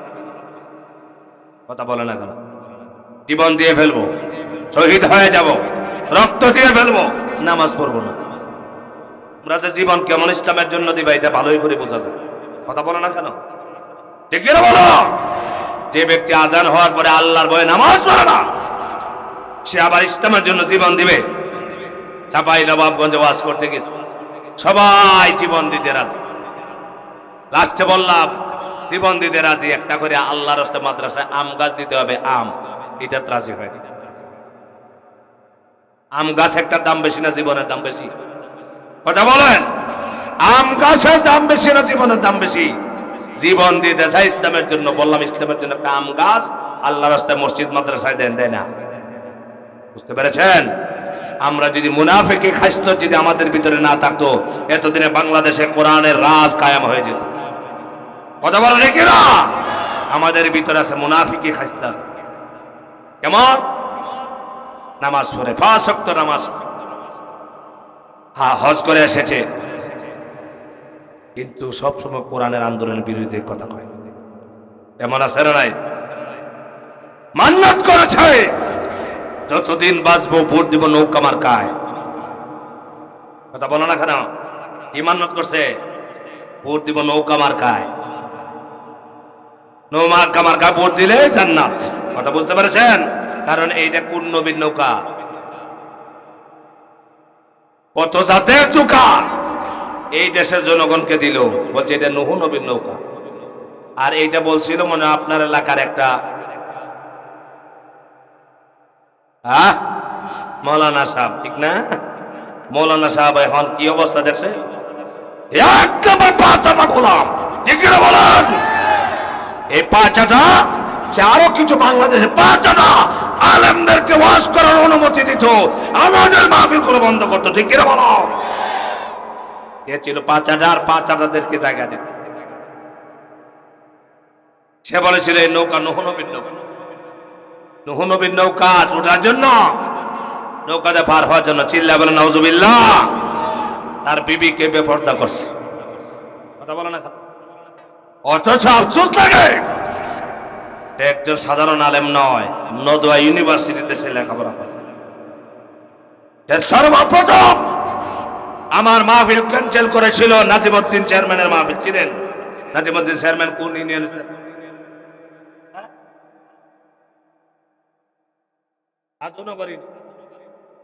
ঠিক করে বলতে পারেন না। এই নাজিমউদ্দিন চেয়ারম্যান এখনো আসে না? ওনার মাহফিল আমি নিয়েছিলাম, আসবো সময় হয়েছে। আমাকে 10-12 দিন আগে জানানো হয়েছে আপনাকে এই মাহফিল আসতে দেওয়া হবে না। আমি বললাম কেন? চেয়ারম্যান সাহেব বললেন হুজুর আমি অনেক চেষ্টা করেছি, সেই জন্য এমপির অনেক গালিগালাজও আমি শুনেছি, আমাকে গালিগালাজ করা হয়েছে। লাস্টে এই এমপি সাহেবের হোয়াটসঅ্যাপ নাম্বার তিনি নিজে সেভ করেছেন, আর আমার হোয়াটসঅ্যাপে তিনি নক দিয়েছেন। এই নদবী সাহেব তিনি নক দিয়ে তিনি আমার কয়েকটি স্ক্রিনশট, যাকে এই বাংলার মানুষ তার কলিজার চাইতে বেশি ভালোবাসে, কোরআনের পক্ষে আল্লামা সাঈদী রাহমাতুল্লাহি আলাইহি, আমাকে স্ক্রিনশট দিয়ে আমার হোয়াটসঅ্যাপে তিনি নিজ হাতে পাঠালেন আর বললেন মাওলানা সাহেব আপনাকে অনুমতি দেওয়া গেল না, ওই লোকটার সাথে আপনার চেহারার কিছুটা মিল আছে। 2 নম্বর হলো এই লোকটার ছবি আপনার সাথে থাকার কারণে আপনি তার ভাষায় কথা বলেন, সেই জন্য আপনাকে আর অনুমতি দেওয়া হবে না। আল্লাহ পাক অনুমতি দিয়েছে, আমি আসছি লোহাগাড়ায়। কথা বলো না কেন? আসছি, এসেছি। আল্লাহ পাক আজ যে লোকটা তার ক্ষমতা দিয়ে আমাকে মাহফিলে আসতে দিল না, আল্লাহ পাক তার হাতে হ্যান্ডকাপ লাগায়া জেলখানায় ঢুকায় দিয়েছে। আর আমাকে আল্লাহ পাক হাজার হাজার জনতার সামনে কথা বলার সুযোগ করে দিয়েছে। তাই প্রমাণ করে আগামীর দেশ কোরআনের দেশ, এই দেশে কোরআনের বিজয় হয়ে যাবে ইনশাআল্লাহ। আমাকে তৈরি আছি কিনা হাত করে দেখা দাও।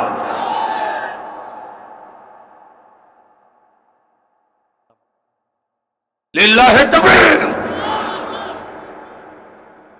আরে না লিল্লাহি তাকবীর, আল্লাহু আকবার। সম্মানিত ভাইরা, এগুলা চর্চার অভাব। কিসের অভাব? আবার কিসের অভাব? সম্মানিত ভাইরা, এই জন্য কোরআনের সমাজ লাগবে, কোরআনের রাষ্ট্র লাগবে। কোরআনের রাষ্ট্রের ভিতরে মদ থাকবে না, জুয়া থাকবে না, জেনা থাকবে না, ব্যভিচার থাকবে না, সব বন্ধ হয়ে যাবে।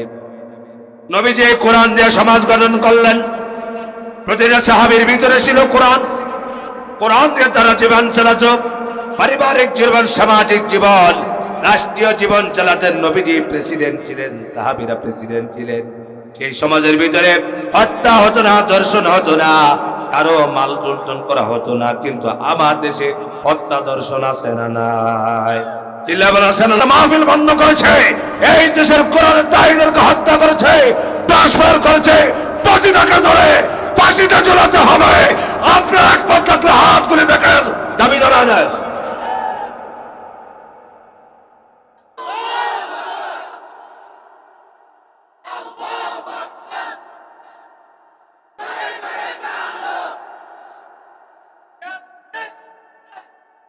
কয়েকটা বলছে জিহাদ করা কি, কথা বলেন, জিহাদ করা কি? আপনারা আসলে আমরা গুনার মধ্যে নিমজ্জিত হয়ে আমাদের দিলগুলো এত নষ্ট হয়েছে, আপনারা অনেকেই হাসতেছে। 5 আগস্টের যে ঘটনা এই দেশে ঘটেছে, এই দেশে কিভাবে ভাইদেরকে ব্রাশ ফায়ার করে হত্যা করেছে, সেখানে যদি আপনার মায়ের পেটের একটা ভাই হতো, আপনি জীবন দিয়ে দিতেন তাদের বিরুদ্ধে। কথা বলা গেল, পাখির মতো করে করে এই দেশের মানুষকে হত্যা করেছে। উদ্দেশ্য ছিল একটাই, চেয়ারটা যেন ঠিক থাকে। অসংখ্য লাশ তারা ফুঁড়ে ফেলেছে। এই দেশের মুসলমানদের যদি লজ্জা থাকে, ওই স্বৈরাচারকে আর ক্ষমতায় বসতে দেব না, ঠিক না বলেন? আমরা যদি, আমার কথা বলছি, আমাদের যদি লজ্জা থাকে, কারণ আপনার কষ্ট হচ্ছে, কারো মায়া কান্না হচ্ছে ভিতরে ভিতরে, মায়া কান্না হইতেছে ভিতরে ভিতরে। যাত্রাবাড়িতে ট্রান্সফার করা হয়েছে, এরা কিন্তু আন্দোলন করছিল বাতিলের বিরুদ্ধে, স্বৈরাচারের বিরুদ্ধে, ঠিক কিনা? স্বৈরাচার আমাদেরকে কি দিল? স্বৈরাচারেরা দেশকে ধ্বংস করে, দেশের কোনো কল্যাণে কাজ করে না। একমাত্র কোরআন ছাড়া দেশ কখনো শান্তির হবে না। নবীজি কোরআনের সমাজ মদিনা শরীফে কায়েম করলেন রাতের অন্ধকারে, দিনের আলোতে কেউ ভয় পাবে না, কারো চিন্তা নাই, টেনশন নাই। একটাই কারণ হলো কোরআনের সমাজে সমস্ত মানুষের জান এবং মালের নিরাপত্তা দেওয়া হয়েছে। আল্লাহ পাক বলেন, ফামান তাবিআ হুদায়া ফালা খাউফুন আলাইহিম ওয়ালা হুম ইয়াহজানুন।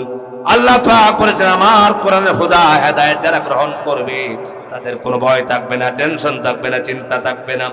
কলেজে যাবে মেয়েরা, ছেলেরা স্কুল, কলেজ, মাদ্রাসা, ইউনিভার্সিটিতে রাস্তাঘাটে যাবে, কোনো ভয় থাকবে না, চিন্তা থাকবে না। কারণ হলো মানুষকে সুশৃঙ্খল ভালো বানাতে পারে, চরিত্র পরিবর্তন ঘটাতে পারে একমাত্র কোরআনের শিক্ষা। কোরআনের শিক্ষা ছাড়া কোনোদিন মানুষের চরিত্র বদলাতে পারে না, পারে না কি? কোন মক্কা মদিনার মানুষের চরিত্র পরিবর্তন করেছিল কোরআন। রাসূলুল্লাহ কোরআন দিয়ে দাওয়াত দিয়েছেন, কোরআনের সমাজ গঠন করেছেন। আল্লাহ নবী যখন কোরআনের সমাজ গঠন করতে চাইলেন, সাহাবীরা যখন চাইলেন, তখন কাফেরেরা রাসূলুল্লাহর বিরোধী হয়ে গেল। শুধু বিরোধী হয় নাই, নবীজিকে ঘর থেকে বের করে দিয়েছেন, ইজ্জত করে মদিনায় গেছেন, নবীজিকে হত্যা করার জন্য ষড়যন্ত্র করেছে।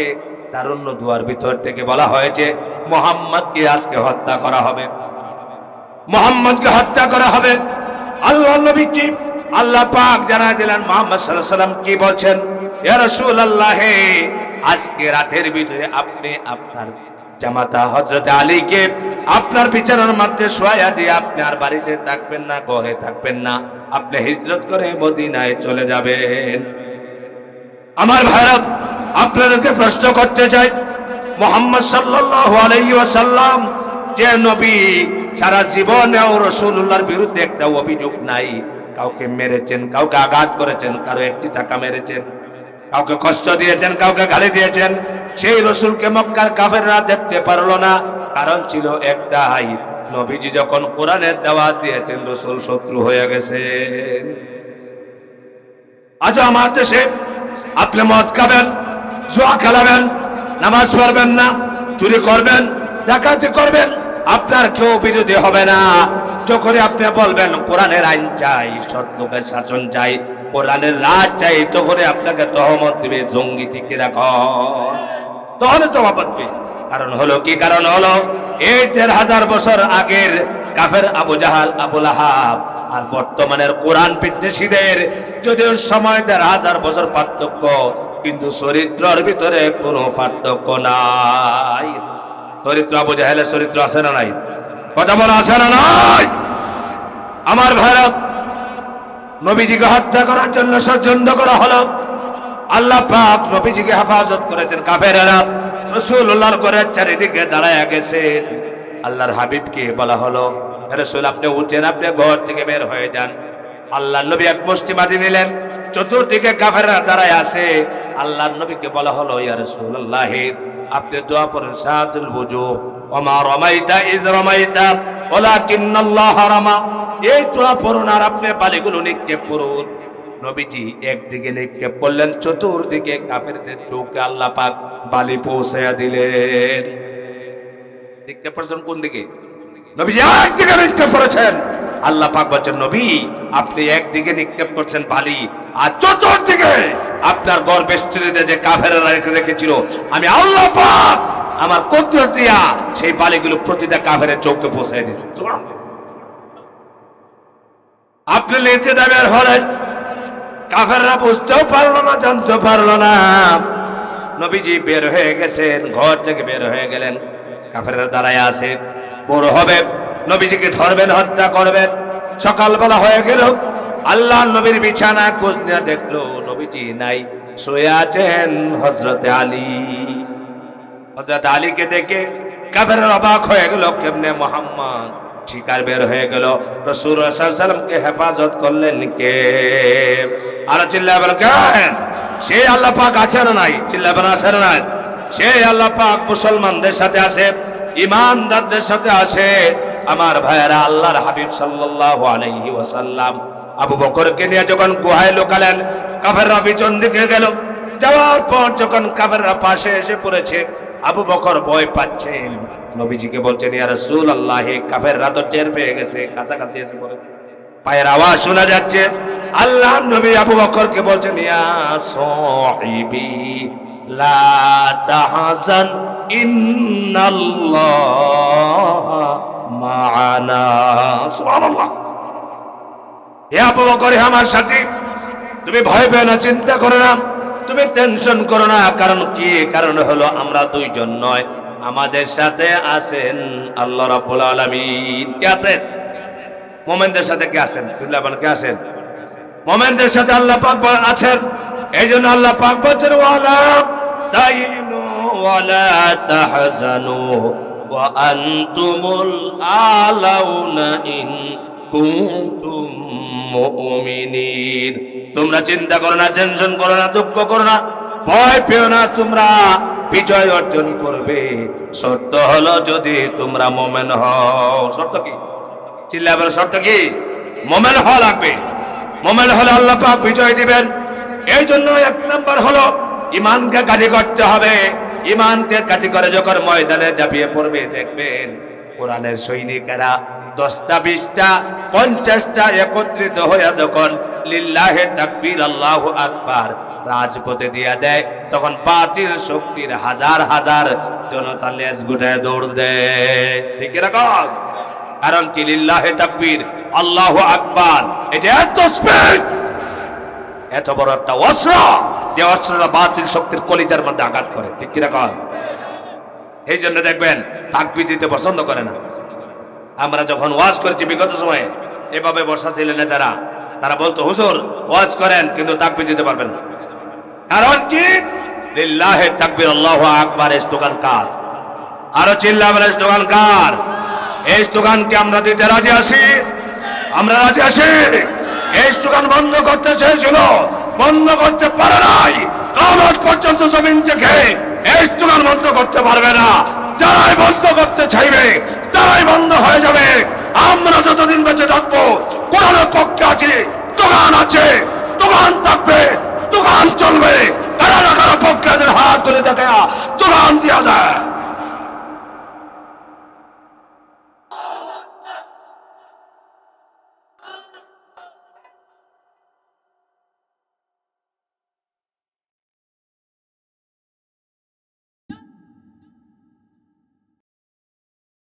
তাহলে এই দেশে যদি শান্তি আনতে হয়, সমস্ত অবিচার অনাচার যদি বন্ধ করতে হয়, তাহলে কি লাগবে বলেন? কয়েকজন বলেন কি লাগবে? কোরআনের সমাজ। চিল্লাবেন, কি লাগবে? কোরআনের সমাজ। কোরআনের সমাজ গঠন করার জন্য প্রত্যেকে যার যার জায়গা থেকে আপ্রাণ চেষ্টা করতে হবে। আমাদের এখন সময় এসেছে তৈরি হওয়ার জন্য। ঠিক কিনা? কথা বলা ঠিক কিনা? এখন আর কোরআনের দাওয়াত দিলে পুলিশ বাহিনী আপনার ঘরে আপনাকে খুঁজবে না, খুঁজবে? কথা বলো, খুঁজবে? অথচ আমরা কি দেখেছি এই দেশে ক্লাস 9-এর ছাত্রর বিরুদ্ধে 10টা মামলা। আপনারা যখন খুশি হয়ে কথা বলবেন, আমার অনেক কষ্ট হয়। ক্লাস 9-এর ছাত্রের বিরুদ্ধে 10টি মামলা দিয়েছে এই স্বৈরাচারের বাচ্চাটা গোলামেরা। কথা বলে ঠিক না? আজ দেখো তোমাদের পরিণতি কি হয়েছে। বাংলাদেশের তাম পৃথিবীর ইতিহাসে একসাথে এত এমপি চুরের মতো লোকারের ইতিহাস নাই। প্রথম কারণ হলো তারা মানুষের উপরে করেছে অত্যাচার, মানুষের উপরে করেছে জুলুম। ঠিক কি রাখান? সাধারণ মানুষ কথা বলতে পারে নাই। সবচাইতে যারা নির্যাতনের শিকার হয়েছে এই দেশে, সবচাইতে দলীয় ভাবে যে দলটিকে নির্যাতন করেছে সেই দলের নাম বাংলাদেশ জামাত ইসলামী। কথা বলে ঠিক না? দ্বিতীয় নাম্বার হলো বাংলাদেশ জাতীয়তাবাদী দল বিএনপি। এই দুইটা দলকে চেয়েছিল এই দেশ থেকে বিদায় করে একতন্ত্র কায়েম করার জন্য, কিন্তু এই দেশের মুসলমানরা তা হতে দিবে না, কারণ এই দেশটা তার বাবার একা নয়। কথা বলে ঠিক না? এই দেশে গরিব দুঃখী, রিক্সা চালক, ভ্যান চালক, আলেম ওলামা, জেনারেল শিক্ষিত, মৌলবি, মাস্টার, ডাক্তার, ইঞ্জিনিয়ার, গরিব দলিত সকলের অধিকার সমান রয়েছে। ঠিক কিনা বলে? এই দেশ কারো বাবার নয়। এই দেশে আর স্বৈরাচার আসতে পারবে না। প্রয়োজন হলে আমরা জীবন দিয়ে হলেও স্বৈরাচার মুক্ত দেশ চাই। ঠিক কিনা বলো? এই জন্যে লাগবে একথা। কিরকম? ঐক্যবদ্ধ হয়ে থাকতে হবে। আমরা তো ঐক্য হওয়া ছিল সহজ, কিন্তু আমাদের ইমানের দুর্বলতার কারণে আমরা ঐক্য হতে পারি না। এক পিস ঐক্য হলেই হয়। বিএনপির বাইরে বিএনপি থাকবে, জাতীয় পার্টি থাকবে জাতীয় পার্টি, যত দল আছে রাজ্য দল থাকবে, কিন্তু কোরআনের হুকুম যা আছে সব ব্যাপারে আমরা একমত হয়ে যাব। ঠিক কিনা বলেন? সেই জায়গায় যদি আমরা একমত হয়ে যাই, এই দেশে ইসলাম কায়েম হতে সময় লাগবে না। এই দেশে কোরআনের সমাজ, কোরআনের রাজ কায়েম হতে সময় লাগবে না। মনে রাখবেন, যে দেশে কোরআনের জন্য শহীদরা রক্ত দেয়, এই দেশে আল্লাহ দ্বীন প্রতিষ্ঠা হয়। আফগানিস্তানে কি মুজাহিদরা রাষ্ট্র গঠন করছে কিনা? আমার দেশে আমি নিজে শুনেছি, মুসল্লি নামাজ পড়ে বলে ইসলামী জঙ্গিরা আফগানিস্তানকে শাসন করছে। আমাদের দেশে অসংখ্য মুনাফিক রয়েছে, তারা 24 ঘন্টা চেষ্টা করে কোরআনকে ঠেকানোর জন্য। ঠিক কি রাখেন? কিন্তু এগুলো নামাজ পড়ে কি করে বলেন? এদের নামাজের কোনো দাম নাই, এদের রোজার কোনো দাম নাই, এদের হজের কোনো দাম নাই, যাকাতের দাম নাই। কারণ হলো আল্লাহর কোরআনের একটি আয়াতকে লঙ্ঘন করলে কাফের হয়ে যায়। কোরআন শরীফকে ঠেকাতে চায় 24 ঘন্টা। যত যাদের চেষ্টা আছে, প্রচেষ্টা আছে, যারা এই কোরআনের কথা বলেন তাদের বিরুদ্ধে মামলা দিয়া, হামলা দিয়া, যারা মাহফিল করেছে মাহফিল বন্ধ করে দিয়া, মসজিদের ইমাম কথা বলেছে ইমামকে চাকরিচ্যুত করেছে, এমন ভাবে যখন জায়গায় জায়গায় মানুষকে তাড়িয়েছে, কোরআন থেকে দূরে রাখার জন্য চেষ্টা করেছে, যারা চেষ্টা করেছে তারা নামাজ পড়লেও কি তারা আদৌ ইমানদার হতে পেরেছে? তারা কখনো ইমানদার হতে পারবে না। কারণ হলো ইমানদার হতে হলে আল্লাহ পাকের মহাগ্রন্থ আল কোরআনের ভিতরে আল্লাহ পাক যা বলেছেন সবগুলোকে স্বীকার করতে হবে। কারণ হলো এমন কোনো বিষয় নাই যে বিষয়ের সমাধান কোরআনে নাই। আল্লাহ পাক বলছেন ওয়ানাজ্জালনা আলাইকাল কিতাবা তিবয়ানাল লিকুল্লি শাই।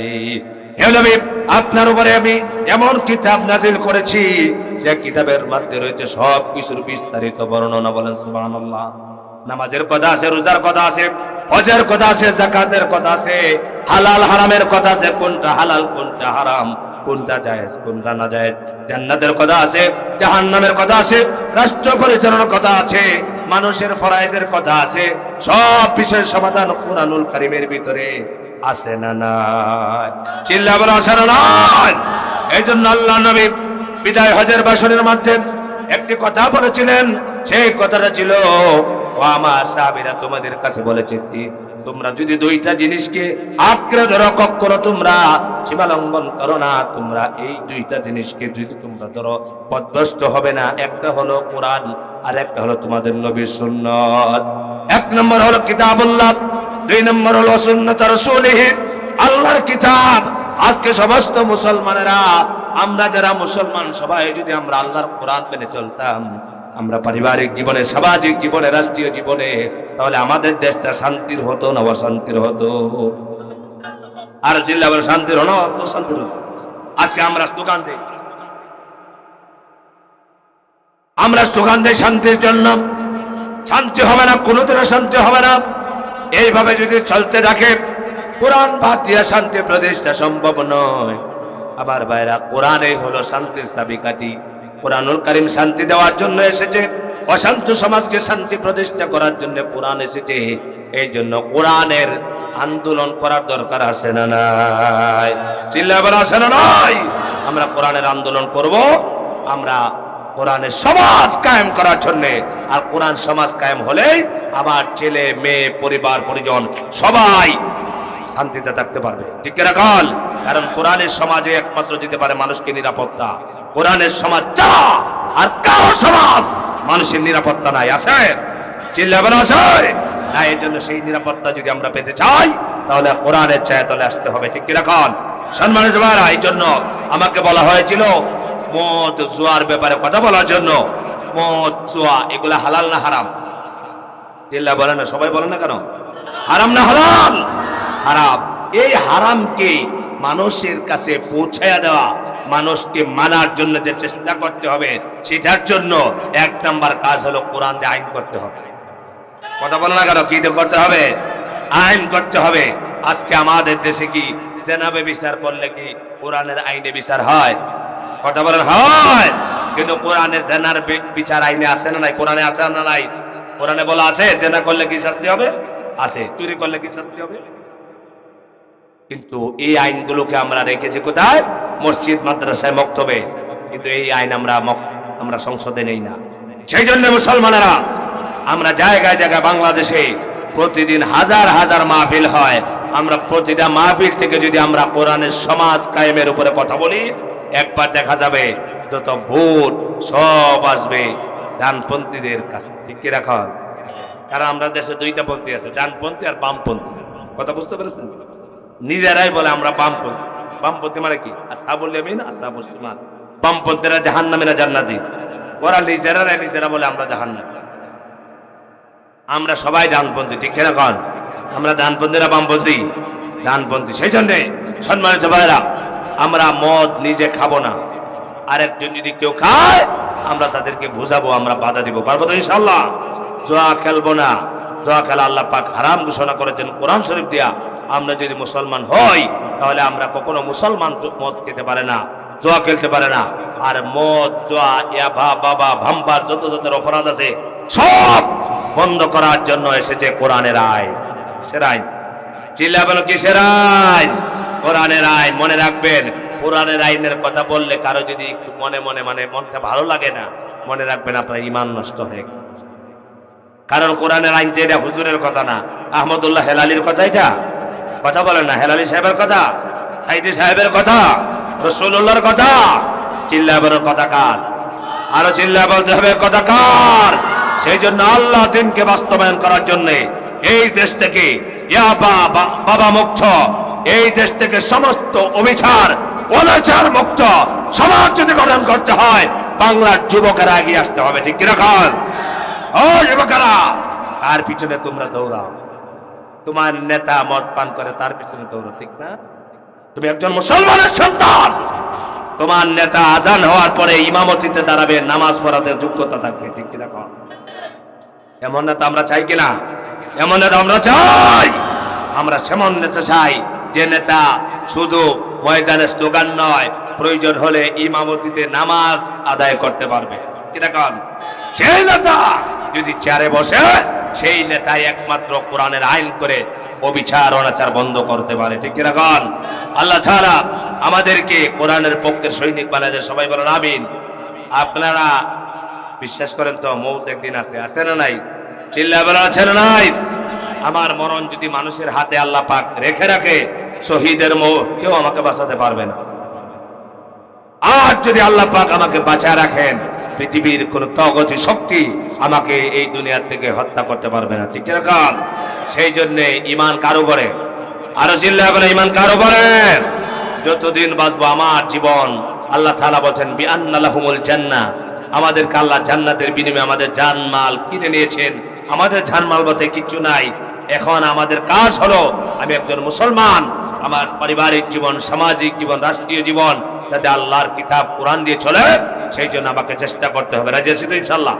সবাই কারা কারা রাজি আছি? হাত ধরে শেষবারের মতো দেখতে চাই। লিল্লাহি তাকবীর, লিল্লাহি তাকবীর। আল্লাহ পাক কবুল করেন, সবাই বলেন আমিন। সম্মানিত ভাইরা, আপনাদেরকে কষ্ট দিয়ে ফেলেছি। আমি গত রাতে মাহফিল করে এসেছি ওই সিলেট থেকে আরো 30-35 কিলোমিটার দূর কোম্পানিগঞ্জ। সেখান থেকে গতকালকে গিয়েছি, আবার রাতে চলে এসেছি, এসে আপনাদের এই চট্টগ্রামে এসেছি। এর আগের দিন ছিল বাঁশখালী। এইভাবে শত শত কিলোমিটার জার্নি করে এরপরেও চিৎকার দিয়ে আপনাদের সামনে কথাগুলো বলি, কিন্তু লক্ষ্য উদ্দেশ্য একটাই, আজ আমাদের চিৎকারগুলো যেন কালকের এই দেশের কোরআনের রাজ কায়েমের জন্য সহযোগিতা করে। সবাই বলেন আমিন, সবাই বলেন আমিন। আমরা আগামীতে বাংলাদেশে আমরা কোরআনের একটা সমাজ দেখে যেতে চাই। ঠিক রাখুন। আমাদের যারা নেতৃবৃন্দ ছিলেন তাদের মনে বড় আকাঙ্ক্ষা ছিল, তারা অত্যন্ত এই দেশের জুলুমের শিকার হয়েছেন, জীবন দিয়েছেন, মনে বড় আশা ছিল যে কোরআনের রাজ দেখে যাবেন। কিন্তু বর্তমান যে অবস্থা বাংলাদেশে, আমার মনে হচ্ছে যে আগামীতে কোরআনের সমাজ মনে হয় কায়েম হয়ে যেতে পারে। কি বলেন আপনারা?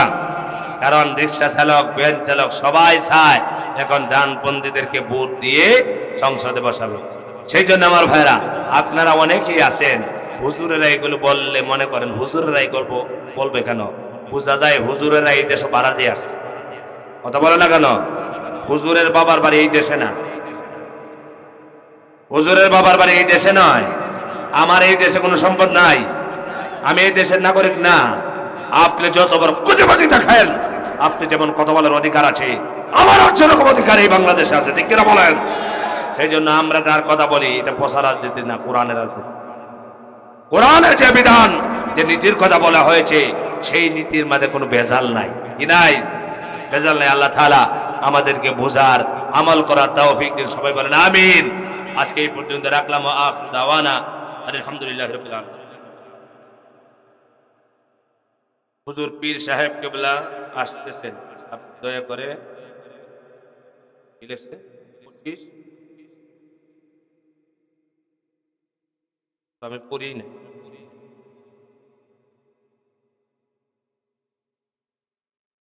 কোথায় আসছে?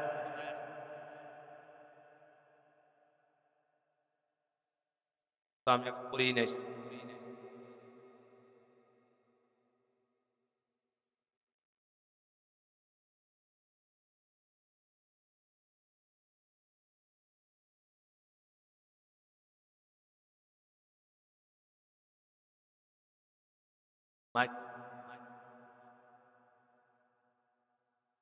মাইকের আদার দূর থেকে বিশাল আয়োজন করে মাইক নিয়ে আসে, বক্তব্য করতে শরীর সমস্ত সমস্ত গলা কলিজা সব ওই মাইকের কারণে।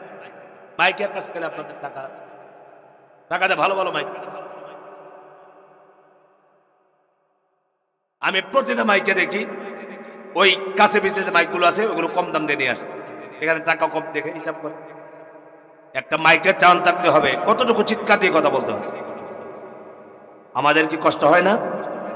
আমরা বক্তা হয়েছি দেখি একবারে যে আমরা মরতে হবে এখানে। সম্মানিত ভাইরা, ওই মাইকে আরো ভালো সাউন্ড লাগতে হবে। সম্মানিত ভাইরা, পীর সাহেব হুজুর আসতেছেন, আপনারা দোয়া করে যাবেন না ইনশাআল্লাহ? দোয়া করে যাবেন তো? কি লেখা দিছে, লেখা আমি পড়িও নাই, বুঝিও নাই। আমি আমার কানে কানে বলে দেখা না দিই ভাই।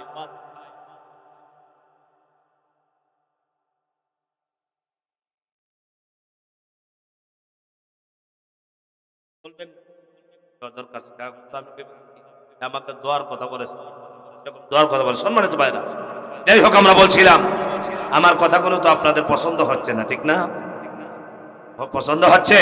আল হক ও মুররুন, হক কথা তিতা লাগে। হক কথা কি লাগে? তিতা লাগে। সেই জন্য সম্মানিত ভাইরা, আমরা সবাই এক নাম্বার পরিচয় হলো আমরা মুসলমান। কি বলেন আপনারা?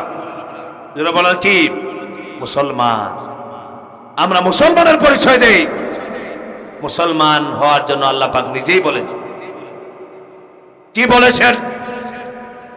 আল্লাহ তাআলা বলেছেন, আইয়ুহাল্লাযীনা আমানুত্তাকুল্লাহা হাক্কা তুকাতিহি ওয়া লা তামুতুন্না ইল্লা ওয়া আনতুম মুসলিমুন। আল্লাহ পাক বলেন, হে ঈমানদাররা, অবিশ্বাসীরা, আমাকে ভয় করো, কারণ আমরা ভয় পাবো কাকে? চিল্লায় বলেন, ভয় করবো কাকে? সব কাজে আল্লাহকে ভয় করার কথা। আল্লাহ পাক কোরআনুল কারীমের ভিতরে ইত্তাকুল্লাহ ইত্তাকুল্লাহ বারবার বলেছেন। তার মানে হলো আমাকে ভয় করো। আমার ভাইরা, যারা আল্লাহ পাককে ভয় করে তারা দুনিয়ার কোনো মানুষকে ভয় পায় না।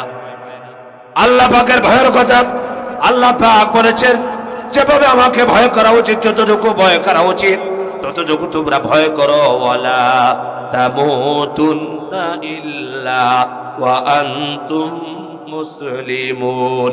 আল্লাহ পাক বলছেন, তোমরা প্রকৃত মুসলমান না হইয়া মৃত্যুবরণ করো না। কারণ হলো কি? মুসলমান হওয়ার জন্য বলেছেন। মুসলমান তো সেই ব্যক্তি যে ব্যক্তি আযান হওয়ার পর নামাজ ছাড়ে না। মুসলমান তো সেই ব্যক্তি যে ব্যক্তি হারামের সাথে সম্পর্ক নাই, যে ব্যক্তি নামাজ পড়ে, নামাজ ছাড়ে না, রোজা ছাড়ে না, হজ ছাড়ে না, যাকাত ছাড়ে না। কিন্তু বহুত মুসলমান আছে হকের সাথে কোনো সম্পর্ক নাই। বাবা মুসলমান, দাদা মুসলমান, দাদা মুসলমান, মুসলমানের সন্তান হয়ে মুসলমান দাবি করে। আমার ভাইরা, কিন্তু হবে না। কারণ মুসলমানের কোয়ালিটি হলো মুসলমানেরা কখনো আল্লাহর বিরোধিতা করতে পারে না। আল্লাহ পাক যা হুকুম করেছেন সমস্ত হুকুমের কাছে মুসলমানেরা মাথা নত করতে হবে। কারণ আমার হায়াত মওত সব কিছু আল্লাহর কাছে। এই জন্য সমস্ত ইবাদত হবে আল্লাহর জন্য। আল্লাহ পাক বলেন, আমার বান্দা বান্দিরা, প্রকৃত মুসলমান হয়ে তোমরা মৃত্যুবরণ করো। আমরা কালেমা পড়েছি, ঈমান এনেছি আল্লাহর উপরে। ঈমান আনার পর সর্বপ্রথম কাজ হলো নামাজ আদায় করা। কিন্তু আমাদের দেশে নামাজ মানুষ পড়ে না। নামাজ ছাড়া কখনো ঈমানদার পরিপূর্ণ হতে পারে না। কারণ হলো আল্লাহ পাক সব চাইতে আল্লাহর কাছে মানুষ চলে যায়, সব চাইতে নিকটবর্তী হয়, আল্লাহর সাথে কথা বলে নামাজের মাধ্যমে। মানুষ যদি 5 ওয়াক্ত নামাজ আদায় করে, ফজর, জোহর, আসর, মাগরিব, এশার নামাজ, আমার ভাইরা, যে বান্দা ফজরের নামাজ আদায় করলো, জোহরের নামাজ পর্যন্ত যত হালাল কাজ করবে, আল্লাহ রাব্বুল আলামিন এই সময়টুকুর হালাল কাজগুলোকে ইবাদত বানায় দেন। জোহর থেকে আসর, আসর থেকে মাগরিব, মাগরিব থেকে এশা, এশা থেকে ফজর পর্যন্ত নামাজ আদায় করে করে, ব্যবসা করে, বাণিজ্য করে, চাকরি করবে, যত কাজ করবে, যত হালাল কাজ করবে, আল্লাহ পাক সমস্ত হালাল কাজগুলোকে ইবাদত হিসেবে গণ্য করে। সেই জন্য আমার ভাইরা, আমাদেরকে আল্লাহ পাক বলেছেন মুসলমান হয়ে মৃত্যুবরণ করার জন্য সব চাইতে আমরা গর্ববোধ করতে হবে, আমি একজন মুসলমান। আমি কি দিল্লাবেন? আমরা কি মুসলমান। এই দেশে তাম পৃথিবীতে হিন্দু আছে, বৌদ্ধ আছে, খ্রিস্টান আছে, যত ধর্মের মানুষ আছে, সমস্ত ধর্মের মানুষের ভিতরে এমন কোন ধর্মের মানুষ নাই যে ধর্মের মানুষেরা বুক ফুলায় বলতে পারে আমি হিন্দু, আমি বৌদ্ধ, আমি খ্রিস্টান। একমাত্র মুসলমানেরা এই স্লোগান দিতে পারে আমি হলাম মুসলমান। কারণ মুসলমান বললে পরে আমাদের চেহারাটা কালো হয় না, ফর্সা হয়ে যায়। কথা বলেন না কেন? মুসলমান, আমি একজন মুসলমান, এই কথা বলতে সংকোচ বোধ করি আমরা। কোন সমাজে আপনি কোটি কোটি হিন্দু আছে, সেখানে গিয়ে যদি আপনি বলেন আমি একজন মুসলমান, আপনার ভয় লাগবে? অথচ এখানে একটা হিন্দু যদি আসে, তাহলে হিন্দু ভাইটাও বলতে চাইবে না যে আমি হিন্দু। কথা বলে না কেন? কারণ কি?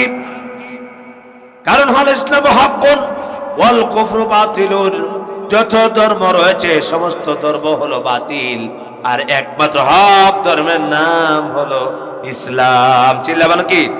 কিন্তু আফসোসের ব্যাপার হলো বহুত মুরব্বিয়ানে কেরাম আছি, অনেক যুবকেরা আছি, আমরা মুসলমান দাবি করি, কিন্তু মুসলমান আর কাফেরের মধ্যে পার্থক্য করে বাইনাল আবদি ওয়া বাইনাল কুফরি তারকুস সালাত। আল্লাহর নবী বলেছেন কুফর এবং মুসলমানের মধ্যে পার্থক্য সূচিত করে একমাত্র যে ইবাদত, সেই ইবাদতের নাম হলো নামাজ। চিল্লা বলেন কি? নামাজ। নামাজ ছেড়ে দেবেন না। নামাজ পড়বেন আপনারা? কথা বলে না যে হুজুরের সাথে ওয়াদা করলে পরে নামাজ পড়তে হবে। আগে হাত কারা তুলে জানেন? যারা নামাজ পড়ে ওরা। যদি বলি নামাজ পড়বেন সবাই, যারা নামাজ পড়ে ওরা হাত আগে উঠে, আর যারা পড়ে না ওরা হাত ধরে। সবাই বলেন কারা কারা নামাজ পড়বেন, দেখতে চাই হাত তুলে। সবাই বলেন আল্লাহুম্মা আমিন, আল্লাহুম্মা আমিন। নামাজ ছাড়া, নামাজ না পড়িয়া কেউ কোনোদিন মদ ছাড়বে না। জানেন আপনারা? নামাজ পড়লে মদ খাওয়া অবস্থায়, মদ মনে করেন পানির অভ্যাস আছে, কিন্তু সে যদি নামাজ ধরে ফেলে আরেকদিন নামাজ পড়ে এসে বলবেন না আমি নামাজ পড়ছি, আমি আর মদ খাবো। কথা বলেন না কেন? জানি না আপনারা জুমার নামাজ তো পড়েন, পড়েন নামাজ, জুমার নামাজ কিন্তু কেউ ছাড়ে না। নামাজ যখন পড়া হয়, নামাজ থেকে বের হওয়ার পর দেখবেন আপনার মনটা অন্যরকম হয়ে যায়। আপনার মন চায় না কাউকে গালি দিতে, কাউকে মন্দ বলতে, আর একটা জিনিসে হাত দিতে আপনার মন চায় না। কারণ একটু আগে আপনি নামাজ পড়েছেন। নামাজ যখন পড়েছেন, আল্লামা সাউজি রহমতুল্লাহি আলাইহি তিনি বলেছেন বান্দা যখন নামাজে দাঁড়ায়, নামাজ যখন শুরু করে দেয়, বান্দা এবং আল্লাহর মাঝখানে কোনো হিজাব থাকে না, পর্দা থাকে না। তারা নামাজি বান্দা বান্দি ডাইরেক্ট আল্লাহর সাথে কথা বলা শুরু করে দেয়। বলে সুবহানাল্লাহ। নামাজের একবার নয়, 5 বার। চিল্লা বলে কয়বার? চিল্লা বলে কয়বার? 5 বার আল্লাহর সাথে কথা বলে। আমার ভাইরা, হযরত আলী রাদিয়াল্লাহু তাআলা আনহু বলেছেন আমরা যারা নামাজ পড়ি এমন ভাবে নামাজে দাঁড়াতে হবে যেমন তুমি আল্লাহ পাককে দেখতেছো। আসলে এই চোখ আমাদের নাই, এমন মন আমাদের নাই। আর না হলে এমন মন তৈরি করো যেমন আল্লাহ রাব্বুল আলামিন আমাকে নামাজের মধ্যে দেখতেছেন। নামাজ যখন শুরু হলো, সূরা ফাতিহা শুরু হয়ে গেল। আল্লাহর নবীর সিরাতের আলোচনা হচ্ছে। নবীজি নামাজ শিক্ষা দিয়েছেন, নিজেই নামাজ আদায় করেছেন। হযরত আয়েশা বলেছেন নবীজি যখন নামাজে দাঁড়াতেন, নবীজি নামাজের প্রস্তুতি গ্রহণ করার পর, ওযু করার পরে রাসূলুল্লাহ নিজের কোনো মানুষকে চিনতে পারতেন না। নবীজি নামাজের জন্য তৈরি হয়েছেন, নামাজ আদায় করবেন। এমন সময় হযরত আয়েশা সিদ্দিকা রাদিয়াল্লাহু তাআলা আনহা নবীজির সামনে গেলেন, গিয়া বললেন ইয়া রাসূলুল্লাহ। নবীজি বললেন তুমি কে? হযরত আয়েশা বললেন ইয়া রাসূলুল্লাহ, আমি আয়েশা, আপনার কলিজার টুকরা স্ত্রী আয়েশা। নবীজি বলছেন আয়েশাকে আমি চিনি না। হযরত আয়েশা বললেন ইয়া রাসূলুল্লাহ, আমি আপনার কলিজার টুকরা সাহাবী আবু বকর সিদ্দিকের মেয়ে আয়েশা সিদ্দিকা। নবীজি বলছেন আবু বকরকে চিনি না। এবার হযরত আয়েশা অবাক হয়ে গেলেন, বিষয়টা বুঝলাম না। নবীজি নামাজে দাঁড়ায় গেলেন, নবীজি নামাজ আদায় করলেন। নামাজ যখন শেষ হয়ে গেল, হযরত আয়েশাকে রাসূলুল্লাহ ডাক দিয়েছেন। নবীজি ডাক দেওয়ার সঙ্গে সঙ্গে আয়েশা বলতেছেন ইয়া রাসূলুল্লাহ, একটু আগে আপনি নামাজে দাঁড়াচ্ছিলেন, ওযু করেছেন, নামাজের প্রস্তুতি গ্রহণ করেছেন, আর আমি যখন আপনাকে ডাক দিয়েছিলাম ইয়া রাসূলুল্লাহ, আপনি তো আমি আয়েশাকে চিনছিলেন না। আমার বাবার পরিচয় দিলাম, এরপর চিনলেন না, এখন কেমনি আমাকে আয়েশা বলে ডাক দিলেন? নবীজি বললেন আয়েশা রে শোনো, আমি মুহাম্মদ সাল্লাল্লাহু আলাইহি সাল্লাম নামাজের যখন তৈরি হয়ে যাই, আমার আল্লাহর সাথে আমি কথা বলার জন্য রেডি হয়ে যাই, প্রস্তুত গ্রহণ করি, তখন আমার এমন অবস্থা হয়ে যায়, আমার সামনে আমার নিকট আত্মীয় আসলেও আমি কাউকে আর চিনতে পারি না। বলেন সুবহানাল্লাহ। নামাজে রাসূল যখন দাঁড়াতেন, নবীজি কাউকে চিনতে পারতেন না, কি নামাজ নবীজি পড়তেন। সেই জন্য আমার ভাইরা, মুমিনের গুণাবলী সূরাতুল মুমিনুনের ভিতরে আল্লাহ পাক মুমিনের গুণাবলীর ভিতরে সর্বপ্রথম কি বলেছেন?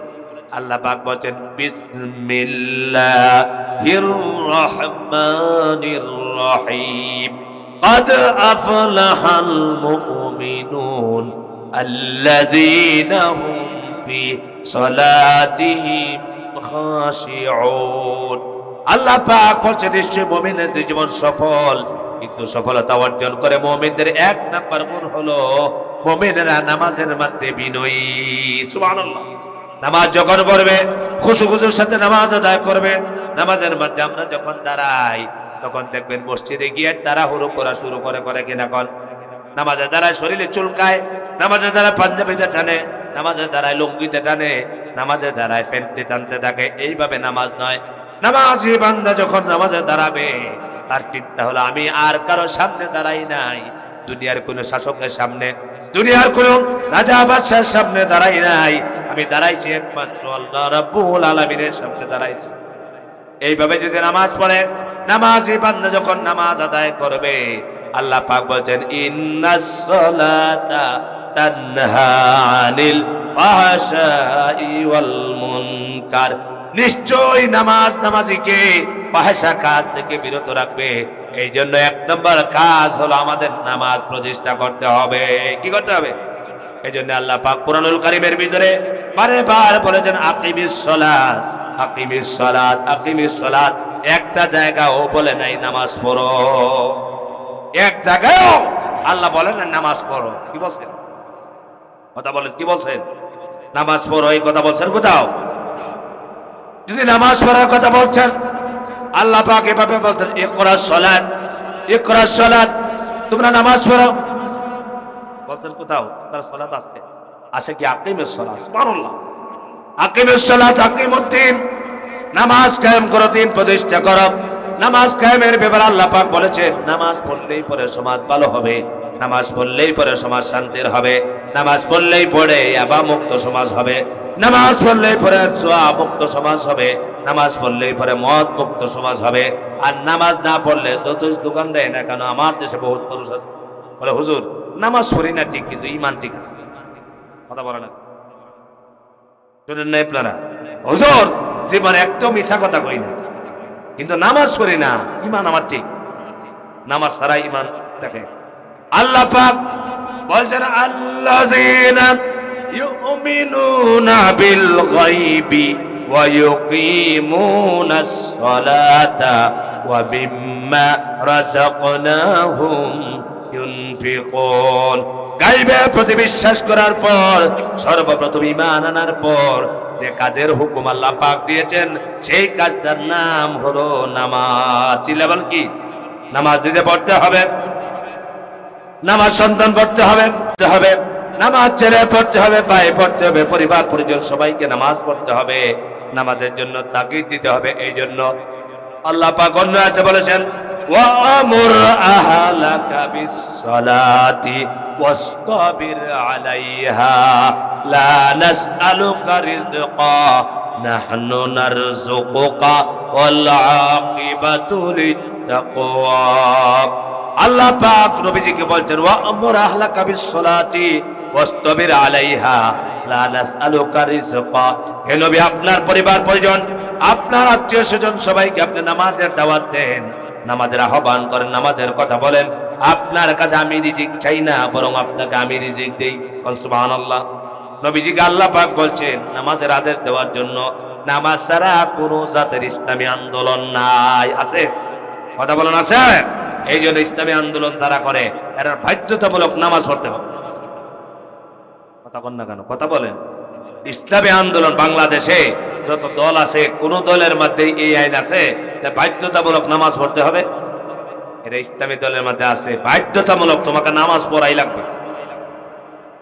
কারণ তুমি নামাজ পড়লেই পরে তুমি ভালো হবে, নামাজ পড়লেই পরে তোমার চরিত্র ভালো হবে, নামাজ পড়লেই পরে তোমার চরিত্র ঠিক হবে, নামাজ পড়লেই পরে তুমি ফাহেসা কাজ ছাড়বা। কারণ আল্লাহ পাকের ঘোষণা এইটা। এই জন্য শর্ত কারণ এক নম্বর হলো 5 ওয়াক্ত নামাজ জামাতের সাথে আদায় করতে হবে। নামাজ পড়ো না, তোমার দোকানের দরকার নাই, তোমার সাহায্যের দরকার নাই, তুমি সদস্য হতে পারবা না। এই জন্য সব চাইতে কিয়ামতের ময়দানে সর্বপ্রথম হিসাব হবে নামাজের। কিসের? নামাজের হিসাব হবে। বেনামাজি হয়ে যদি কবরে যেতে চাও, বেনামাজি হয়ে কবরে গেলে পরে নাজাত পাওয়া যাবে না। আল্লাহর নবী নামাজের ব্যাপারে খুব তাকিদ দিয়েছেন, কুরআনুল কারীমেও তাকিদ দেওয়া হয়েছে। এই জন্য আমার ভাইরা সাহাবীরা নামাজ প্রতিষ্ঠা করার জন্য, রাসূল নামাজের জন্য কত চেষ্টা করেছেন, সাহাবীদেরকে নামাজ প্রতিষ্ঠা করার জন্য চেষ্টা করেছেন। আল্লাহ নবী সাল্লাল্লাহু আলাইহি ওয়াসাল্লাম ইন্তেকালের সময় আবু বকর সিদ্দিকের ইমামতিতে নামাজ দেখেছেন মসজিদে নববীর ভিতরে।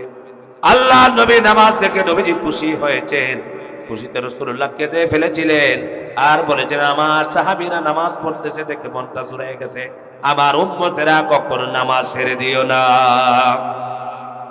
তাহলে আমার নবীর শেষ কথা ছিল নামাজ ছেড়ে দিও না। কথা কন না কেন? নবীজির কি কথা ছিল বলেন, সবাই বলেন কি ছিল? নামাজ ছেড়ে দিও না। আর যারা নামাজ ছাড়েন, রাসূলের কথা মানছেন, নবীজির কথা মানছেন, আল্লাহর কথাও মানা হলো না, রাসূলের কথাও মানা হলো না। কারণ হলো কি, নামাজ মানুষকে খারাপ কাজ থেকে বিরত রাখবে, আর নামাজ পড়লেই পরে সমাজ সুন্দর হবে। আল্লাহ পাক বলেন, ইয়া আইয়ুহাল্লাযীনা আমানু ও আনফুসাকুম ওয়া আহলিকুম নারা। আল্লাহ পাক বলছেন, হে ঈমানদারেরা, তোমরা নিজের জাহান্নামের আগুন থেকে বাঁচো এবং তোমাদের আহালকে জাহান্নামের আগুন থেকে বাঁচাও। আত্মীয় স্বজন, পরিবার পরিজন সবাইকে জাহান্নামের আগুন থেকে বাঁচাতে হবে। মুসলমানের পরিবার পরিজন হলো সমস্ত মুসলমানেরা, ভাই ভাই, সমস্ত মুসলমান মহিলারা বোন বোন। এই জন্য আমার ভাইরা, একজন মুসলমান আর একজন মুসলমানকে জাহান্নাম থেকে বাঁচানোর জন্য চেষ্টা করবে, সেইটাই হলো আল্লাহ পাকের আদেশ নির্দেশ। সেই জন্য আমার ভাইরা, সম্মানিত ভাইরা, আমরা কোরআন অনুযায়ী জীবন চালাবো, কিন্তু নামাজ ছেড়ে দিব না। ঠিক কিনা কল? কোরআনের সমাজ চাইবো, ঠিক। নামাজ চাইলে, কোরআনের সমাজ চাইলে কোনো লাভ হবে? এক নম্বরে নামাজ পড়তে হবে, নামাজ পড়ে পড়ে আল্লাহর কাছে দোয়া করতে হবে, আল্লাহর কাছে সাহায্য নিতে হবে। আল্লাহ তুমি আমাদেরকে সাহায্য করো। সাহায্য করবেন কে? কথা বলেন। হ্যাঁ ভাইরা, আপনারা যদি মনে করেন যে আমরা শক্তি দিয়ে এই স্বৈরাচার মুক্ত দেশ করছি, এটা গুনাহ হবে। চিল্লা বলে না, কি হবে? শক্তি দিয়ে করছি আমরা? হ্যাঁ, কেউ শক্তি দিয়ে করছে? বহুতে বলে আমরা আন্দোলন করে শক্তি দিয়ে, না, এটা করেছেন কে? আরো চিল্লা বলে, কে করেছেন? আল্লাহ তাআলা চাইলে সেকেন্ডের ভিতরে ক্ষমতা নিয়ে নিতে পারেন। ঠিক কি দেখুন, এটা বিশ্বাস করতে হবে। আমাদের কোনো ক্ষমতা নাই, ক্ষমতা কার? সমস্ত ক্ষমতা কার? আল্লাহ তাআলার ক্ষমতায় আমরা বিশ্বাসী। আল্লাহ তাআলাই সেটা করেছেন। আল্লাহ তাআলা হক পথে রাজি থাকেন। সেই জন্য সম্মানিত ভাইরা, আমরা নামাজ পড়বো তো ইনশাআল্লাহ। কথা বলে, নামাজ পড়বো তো? আর আল্লাহর রাস্তে আপনাদেরকে আমি, কেউ মনে কষ্ট নেবেন না, কোনো ভাই যদি জুয়া খেলার সাথে সম্পর্ক থাকে, আল্লাহর রাস্তে অনুরোধ করে বলছি, জুয়া খেলাটা বাদ দিব। পারবো তো ইনশাআল্লাহ? যুবকেরা, মোবাইলের মাধ্যমে জুয়া খেলবা না। মোবাইলে জুয়া খেলা হারাম না হালাল? হারাম। মোবাইলেও খেলা যাবে না। আল্লাহ তাআলা আমাদেরকে আমল করার তৌফিক দিন। সবাই বলেন আমিন। হুজুর এসেছেন, আমি চলে যাব। আমি আপনাদেরকে কিছু সময় কথা বলেছি, আপনারা কষ্ট পেয়েছেন মনে? IUB media